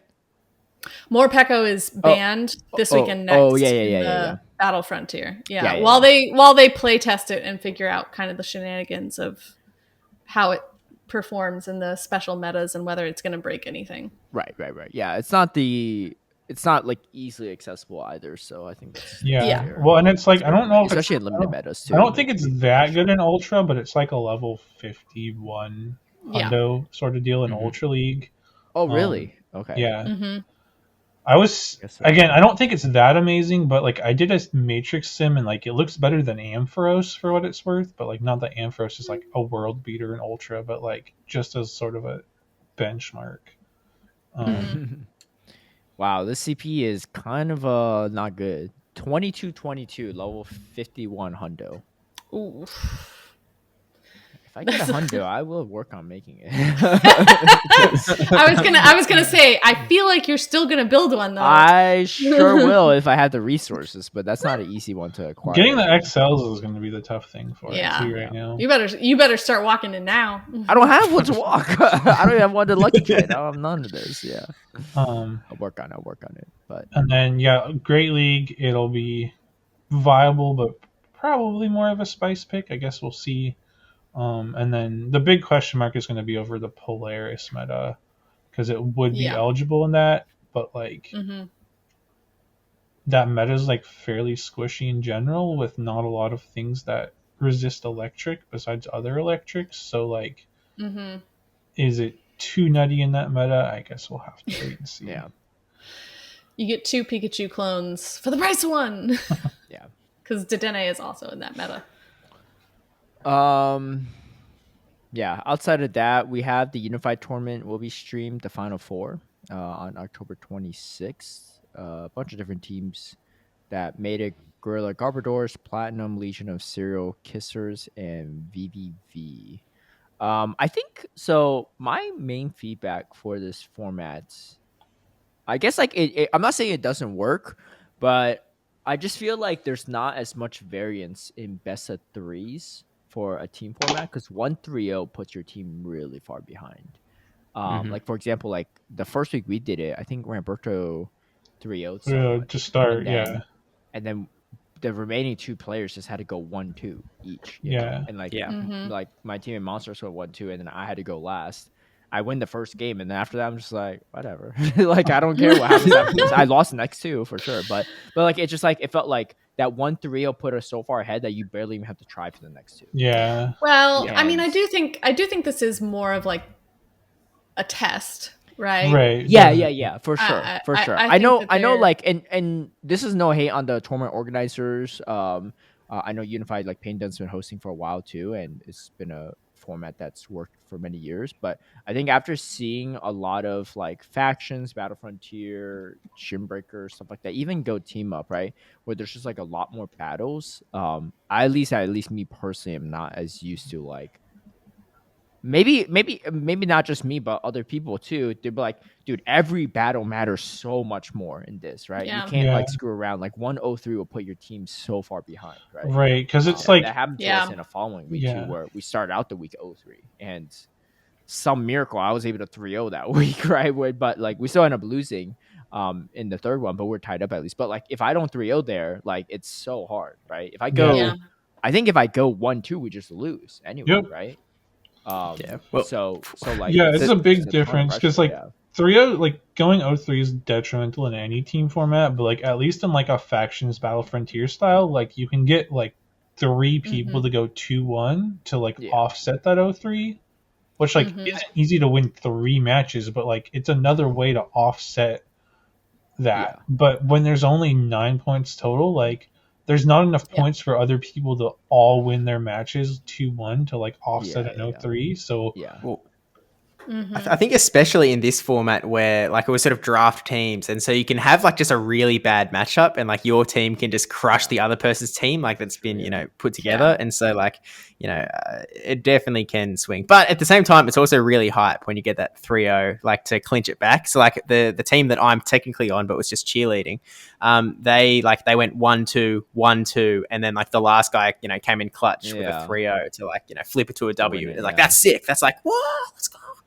But obviously it does swing a bit.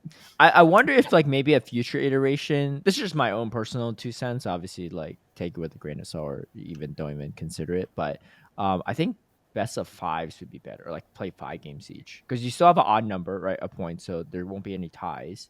And to get 5-0'd is like a whole different story. Like if you get 5-0'd, you probably deserve to lose that week, like that does put your team in a hole. But like losing 5 games straight into the same opponent, like that's like either a team building problem or like just you got outskilled problem. But I think that adds a little bit more variance, so that like I think every battle still matters, but it's like one fluke like bad lead or something or whatever doesn't hurt your team as much, right? Maybe. But honestly, I think just having more players is probably more balanced. We've seen that across multiple formats. I'm okay with like a smaller roster though, right? Because you have 2 7 is right? 7 is a bit big, but like maybe lot. bumping it up to like 4 or 5 people could work as well. Like to be fair, like I don't think it has to be anything similar to factions, Battle Frontier, Gym Breakers. Yeah, I like that it's different. I like that it's different.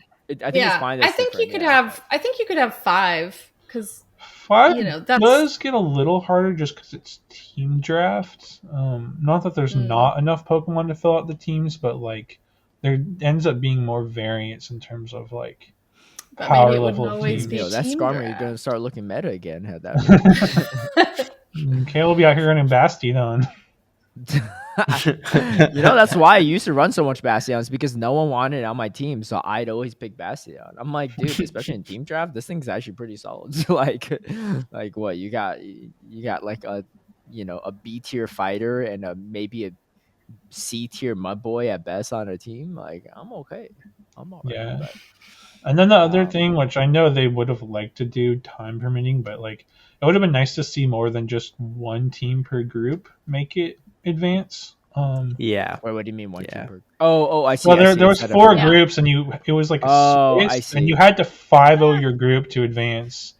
But I mean, Yeah. I don't hate that because at the end of the day, like if you're trying to win, you gotta win, But yeah. I mean, effectively, it's just a single Elim tournament. But you get to keep playing, for funsies if Yeah. you lose one. Yeah.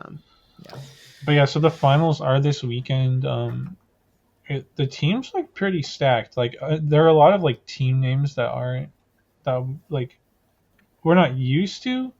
But if you look at the players, like Team VVV has is it Luminous. Jesus or Jesus 56 Luffy Jesus. Luminous on them, as well as a couple others I don't recognize. Neon Kake, Oh, yeah. Neon Kake was the last Silph Arena APAC champion.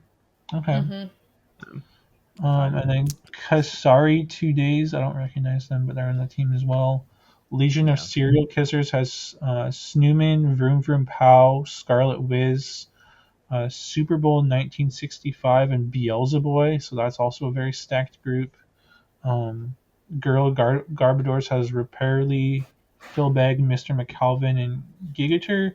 And then Platinum has Hot Pocket, Onion Frank, and Elite. So, like, these are some, again, like, not team names we're used to, but if you look at the players, it's some top-tier players from a good mix of regions, too. We have it looks like a Japanese team, an Indian team, one team from, like, Europe, as well as a US-based team with some very good players. So I'm sure there's going to be some great battles.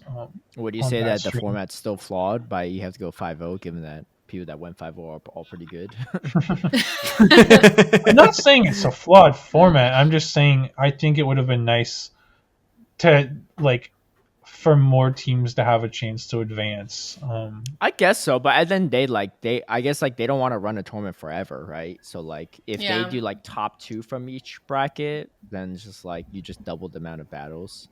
I mean, for the stream stuff. I think it was mostly, I think, just because this upcoming weekend was the only time that worked for a stream because of people's other commitments, as well as other play Pokemon tournaments and streams and stuff going on, and in-game events and stuff like that.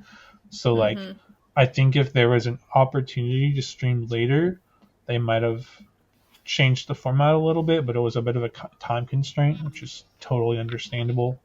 But I mean, I agree, like the top 4 is definitely very stacked. They all deserve to be there for sure. But I think there's also some other very good teams and players that just missed out that could have been fun to see compete in maybe a top 8 or something like that. Maybe. Like I'm okay like with one of the 5-0 at the moment, but but anyway, it's for funsies, I guess. Like one of the teams that I'm gonna say we, and I'm gonna pretend that I'm a real part of the team, whereas really I'm that clown with the rest of the soldiers hanging out. I was just on the bench, but they beat Rise to Occasion, Inadequates, Paul Usher, Varney, like they beat that team, and like that team very well could have gone to go 4-1. I don't know. Team? Yeah. Who was on your team? Oh, this is a APAC legend. So like a Vincent who came second in the Taiwan. What's it called? Not regional. Championship tournament. Yeah, the qualifier. Like Vincent, he ran like Scold, Blizzard, Whiscash in the qualifier and came second. It was pretty sick. But like it actually worked really well, by the way. I got to see some of his battles. They were pretty sick. But it was also like high 99990 Owu Wob. They're like GBL leaderboarders from Asia. Definitely some sleeper picks. How did you get on that roster? Well, Vincent was really trying to finish, like he was trying to get a team of 3 together and he couldn't, and so he sent me a message and I was like, man, I don't think you want me on the squad. Like, look, I'll tell you this, if you find a team of 3, saw that week you had to face the Legends United players. You're like, I'm busy this week, I'm gonna be on the bench. And then you saw them every other subsequent week too. But go team, go! Every week I was like, what man, did you guys finish record wise? I think so. They won the first 3 rounds straight, and then I think they lost the last 2 rounds. Unfortunately, one of them was super close. But Did you play in any of unfortunately, them, or you just sub? I was cheering it the whole way through. He was like, I "Guys, my phone is broken right now. I don't think I can. It's not going to work out." I see well." why you added so many disclaimers on like my team earlier. Yeah. Technically, I was on the squad, but I wasn't really on the squad. But I was like Google translating the entire group chat from Chinese. So it was like simplified Chinese to English was just always pinned in my Google Chrome. All right. Well, let's head over to YouTube comments. Not too much tea this week. Again, we could probably make the tea the whole pausing thing that Anicor, our fellow previous podcaster, went through. But, hey, congrats to him too. That's quite the run. I mean, honestly, I know the guy, and I don't think he really scrims and plays GBL much. So the fact that he could just show up to a tournament and almost take out Colin, I mean, he technically should have, right? But pretty impressive. Who knows how far Coriander could have made it. But yeah, but per usual, he ended up being he drew the short stick. He ends up being the laughing stock, unfortunately. Mikey Morgs says, regarding shadow issues, I don't agree with trading shadows. I like that some things require grinding, and getting good shadows should still be a goal that requires hard work to achieve. I agree that it would be good to have a few more opportunities to remove frustration, like in-person events and community day. I will. During community day would be dope, actually. Right? If you don't want to do like the regional stuff, fine, I get that. But during community day would be really nice, because especially these Pokemon that you need to remove it to get the community day move, because you can't double move something and give it the community. Like it's so stupid, right? Like you double move it, it still keeps frustration in the place where you would get the community day move. So like people can't even spend extra stars to do it. So why not just give them the opportunity, right? Anyway, it doesn't make much sense. This is not like a monetary. I guess monetarily they can just farm your coins for elite TMs, but elite TMs. Yeah, but I guess like outside there's not too much monetary value for 90. Maybe that's enough. Michael Morse continues. I would like to see specialized grunts for in-person events, just like wild spawns at regionals are different. That would be dope. Bring more PvP stuff back, right? Because we have Toadal, the main spawns. Shadow Scroopy, I think, is also out. I'm not sure. But I also appreciate that despite the opposition, Caleb has finally agreed with my preseason prediction, made in comments that the meta would be balanced post-update and not RPS like he predicted. Yeah, I'll say that, if I'm wrong, I'm wrong. And I'm glad I'm wrong on that front, I'm glad that it's actually a much more balanced meta. Again, not the meta I would make personally, but a pretty good one still. A pretty good one. I think the meta worked out pretty nicely, but I feel like it was potentially also a bit of a fluke, because it's hard to really predict where things are going to end up when you make that many changes. Yeah. Like, it could have just as easily been a disaster class. Like I said, I think some of the nerfs could have been toned down a bit or not implemented. Because if they didn't reduce the Registeel Zap Cannon debuff chance, Registeel ain't gonna be meta. It's still not gonna be meta. But yeah, we're gonna. I don't know. We saw another one at Lille. It wasn't just Anicor Arrow. Was he really? Yeah. Really? Anicor had Reggie. That guy, yeah, man. That man waited 7 turns just to lose.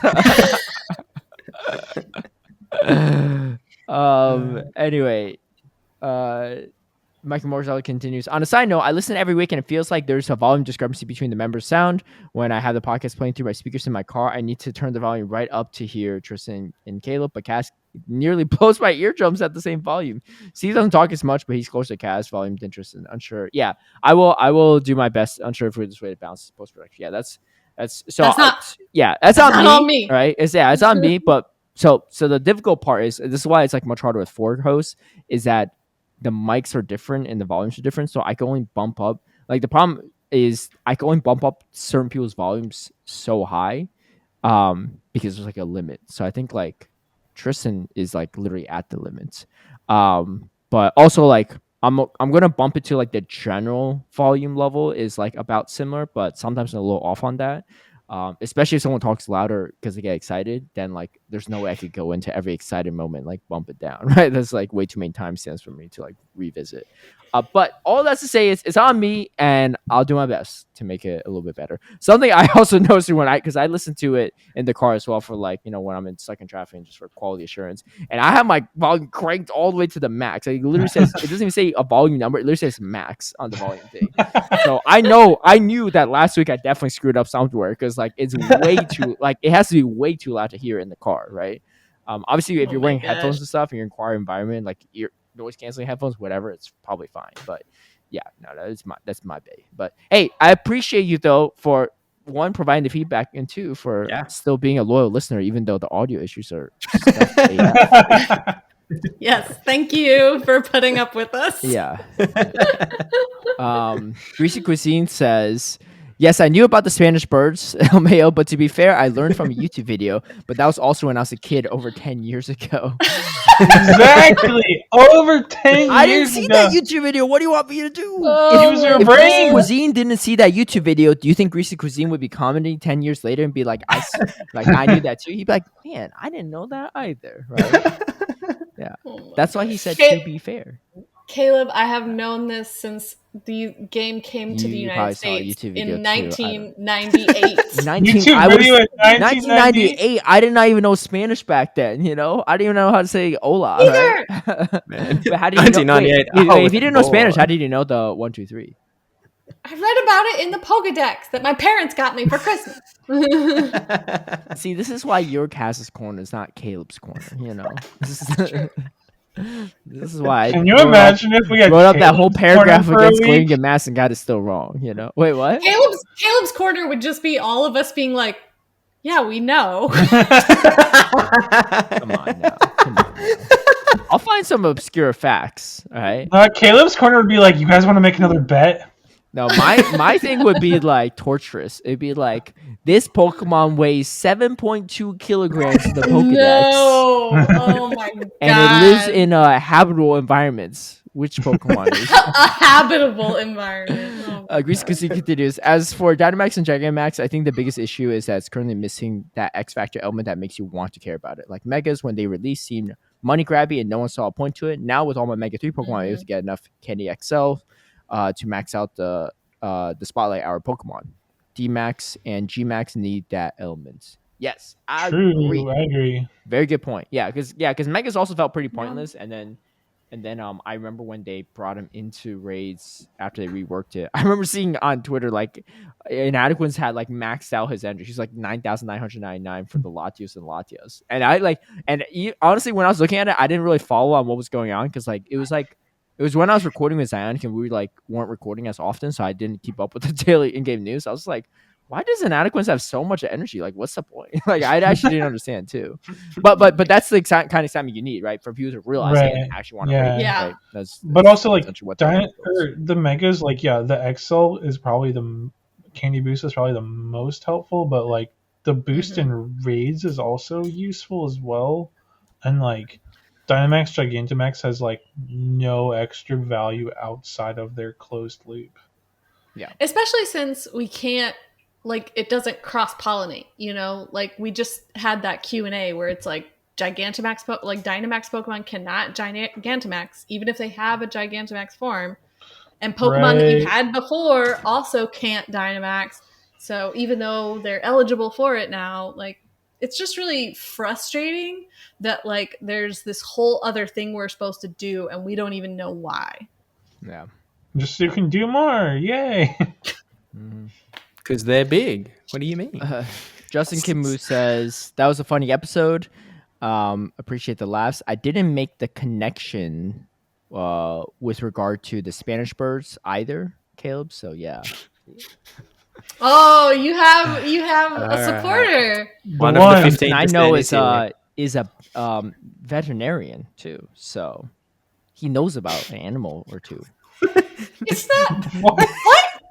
what? He knows about animals. Stop. Just He knows my stop. animals. Just Let me please. continue. I'm begging you. While I appreciate bringing more Morpeko to the game and the potential changes and nuances the mechanics may introduce into GBL in the future, I'm expecting it to break the game again. So I'm not really looking forward to that. Hopefully not. The game has been in a much better state in the last 2 weeks, and Copium springs eternal.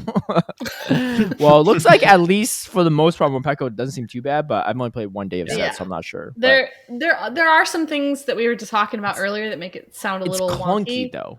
but I wish you know. it hasn't technically broken anything yet. So except the size of your goat lurk. Yeah, that was fine. It's also like it's fun for now, but like you never know if it has the potential to have issues with like a future update to the game or something. And like if they Speak try these adding things in. another Pokemon that has a similar mechanic and like maybe they're both in the battle together, like there's a lot of things still missing from the equation. There's a lot of variables. The transformation, I think, just gets cumbersome. It just feels clunky to the battle, right? But that's about it. I didn't realize that it would actually take up like time on the screen. I don't know why, but in my but in my mind, I was like, I don't really know it's how else you would instantaneous. do it though. Like it's, I don't know, it's weird. It's a total. Maybe I should incorporate into the latter half of the charge attack animation. Well, either that would work, but also just like you could have it essentially do the same thing when your attack gets buffed or debuffed or whatever, and you know, like the animation sort of plays and you sort of change form. Sort of it could be faster, or it could be transforming while they're fast attacking. You know. But I think the point is that they don't want any fast moves to come through while the. But like if they do it like the the boost animation, like when you boost your defense or whatever, it goes beep, and like it could do an animation that's playing while you're doing fast moves in that same way. It would have made more sense if it was the actual special attack that instituted it, right? So it would do it while that attack animation was happening instead of just any charged attack. Yeah. I'm just throwing that out there. Anyway, Justin continues. On a different note, the thing I'm currently most appreciate about Dynamax, other than the fact that this podcast is all about Dynamax, is that it's a closed loop system, which you guys have discussed. The downside is that it doesn't matter if you do them or not, but that's the upside too. Yeah. I don't feel any need to engage with the system. When I do, it's just for fun, and I think the bonus are that bones are there for a fun system. I could see Gigantamax battles with multiple other groups being a really good time, actually, but I also feel no need to engage in it at all, and certainly don't feel like I need to spend money on it. Contrast this to Legendary Rays, want a GBL and Master League, it'll take lots of your money, thank you. Technically, I realize there's no need to do this either, but when Master League and Little Shuckle Cup are your only options, yeah, that's true. Thanks, folks, and keep up the great work. I appreciate the comments. Yeah.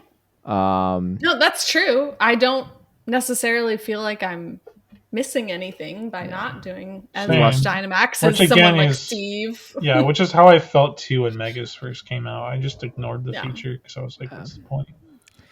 Tiwa saw comments in quotes from Cindy. Wait till you hear the namesake for Dinos, Zweilous, and Hydreigon. And then John Murray responds with, Ein, Zwein, and dry is the German phrase that relates to 1, 2, 3 in English. See, that I actually knew. I was aware of that one, right? Did you know it before you read the comment? I sure did. He watched a YouTube video. I could count the heads, okay? I could count how many heads there are. Why is Moltres 3, right? It don't got 3 heads. It's got more than 3 feathers. The third bird in the Pokedex. It's not a third bird. I wouldn't go to legendary bird. Third legendary bird in the Pokedex. I'm sorry. I think it's also the third legendary. Me knowing something more about the Pokedex than HurricaneKaz is kind of wild today. No, I just forgot how specific I need to be with you. See, now the details are important. Who is Josh says, you know that when it comes to TMing off frustration whenever you want to, it's going to be a pay to win feature with a Rocket TM in box bundles on rotation? I hope not, but you might be right. Josh continues ching. And if people buy elite TMs on calm days, then it's obvious that people will buy the ability whenever they want to take off frustration outside of rock events. Now, I think if you're listening to this, I want 10% of box sales for this idea. Yo, honestly, I don't. Yeah. It would be better than what we have now, but I think that option would still rub people the wrong way at the same time. But Yeah. I mean, anything where it has that element of pay to win is going to rub someone the wrong way. Yeah. And then John Murray says, Kate Case now, will you please purify me? I was raised by Team Rocket, so I'm a shadow.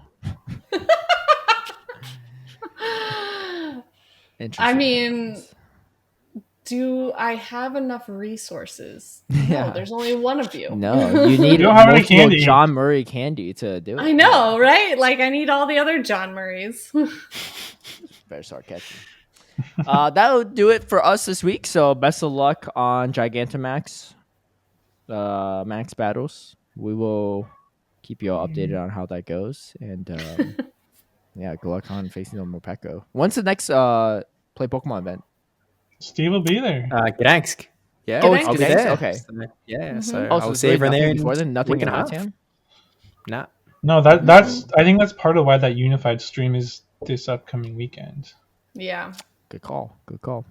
Well played. Okay, well, good luck there. And then Steve's going to Buenos Aires, and Ellie, I see he's competing at every tournament in November. You better just hop on a flight to Sacramento right after, right? What's the worst? That Yeah, can happen? I did can't want make to, it but work. I have to go back to a conference in That would've Australia. been the world tour. unfortunately. The world tour. Yeah. Steve, are you Alas. going to be taking a couple weeks off of the podcast then, or quit I'm on still Apples? thinking that I should be able to record the podcast while I'm over there. Yeah. Although I might miss the week after LAIC. We'll see. We'll figure it out. The Play- time figure it zones out. might be a little bit better for you. Yeah, It's it actually true. might work out fine. Well, but wait, when are you flying back from LAIC? Because are you flying back right after LAIC, or are you going to Yeah, like straight away. But I might be busy with the conference, so I don't know. We'll find out. Oh, I mean, We'll you also be figure on a it plane out. for like 2 days, right? So Yeah. yeah, kind of be tricky. You Wait, live in the what's sky now. longer, your flight to Gdansk or your flight back to Australia from Brazil? Well, I'm actually flying. They Oh. don't actually. There's not a lot of good flights from South America straight to Australia. So I'm actually flying back essentially through Europe. Like I'm going through Dubai the other way. Oh my gosh. They used to Wow. have good flights from South America to Australia, but they sort of canned them all, which is unfortunate. But Wow, that it sucks. is what it is. It is what it is. All right. Do you know if any other Aussies are going with you to LAIC? Or any Yeah, there's Oceanic? gonna be Yeah, he some mentioned a Aussies there. couple, right? Yeah, there's a few going. I think there's going to be like 4 Yusei's or going, 5. right? Yeah, Yusei's going, Rick Flarian's Yusei's going, Z-Tub's going. There's this guy Jin. How many total participants are going to LAIC out of curiosity? Do you have the numbers I on think that? it said like 234 a couple days back. What? Yep. Is it capped? Nah, I don't think it's capped. It went up by like 1, so it's not capped at this point. I'm surprised. That number feels kind of low. That's going to to be me. wild. What was LAIC I- last year? Good question. LIC Draco Viz 2024. Because they do have the number on there. As long as I've bracket updated too. it. 256. They capped. Okay. Yeah, isn't that weird? to getting you? there. Isn't that weird to you all? Especially because there's a lot more people flying from internationally too, right? Yeah, I'm Yeah. kind of surprised there's not more. Seems like there's less Latin American players playing potentially. If Well, there's it has more to be people. because there's barely any non-Latin American players last year. It was like Nighttime Clasher, Buckeye Fissy, and like a few like maybe Europeans or something, and that was about it.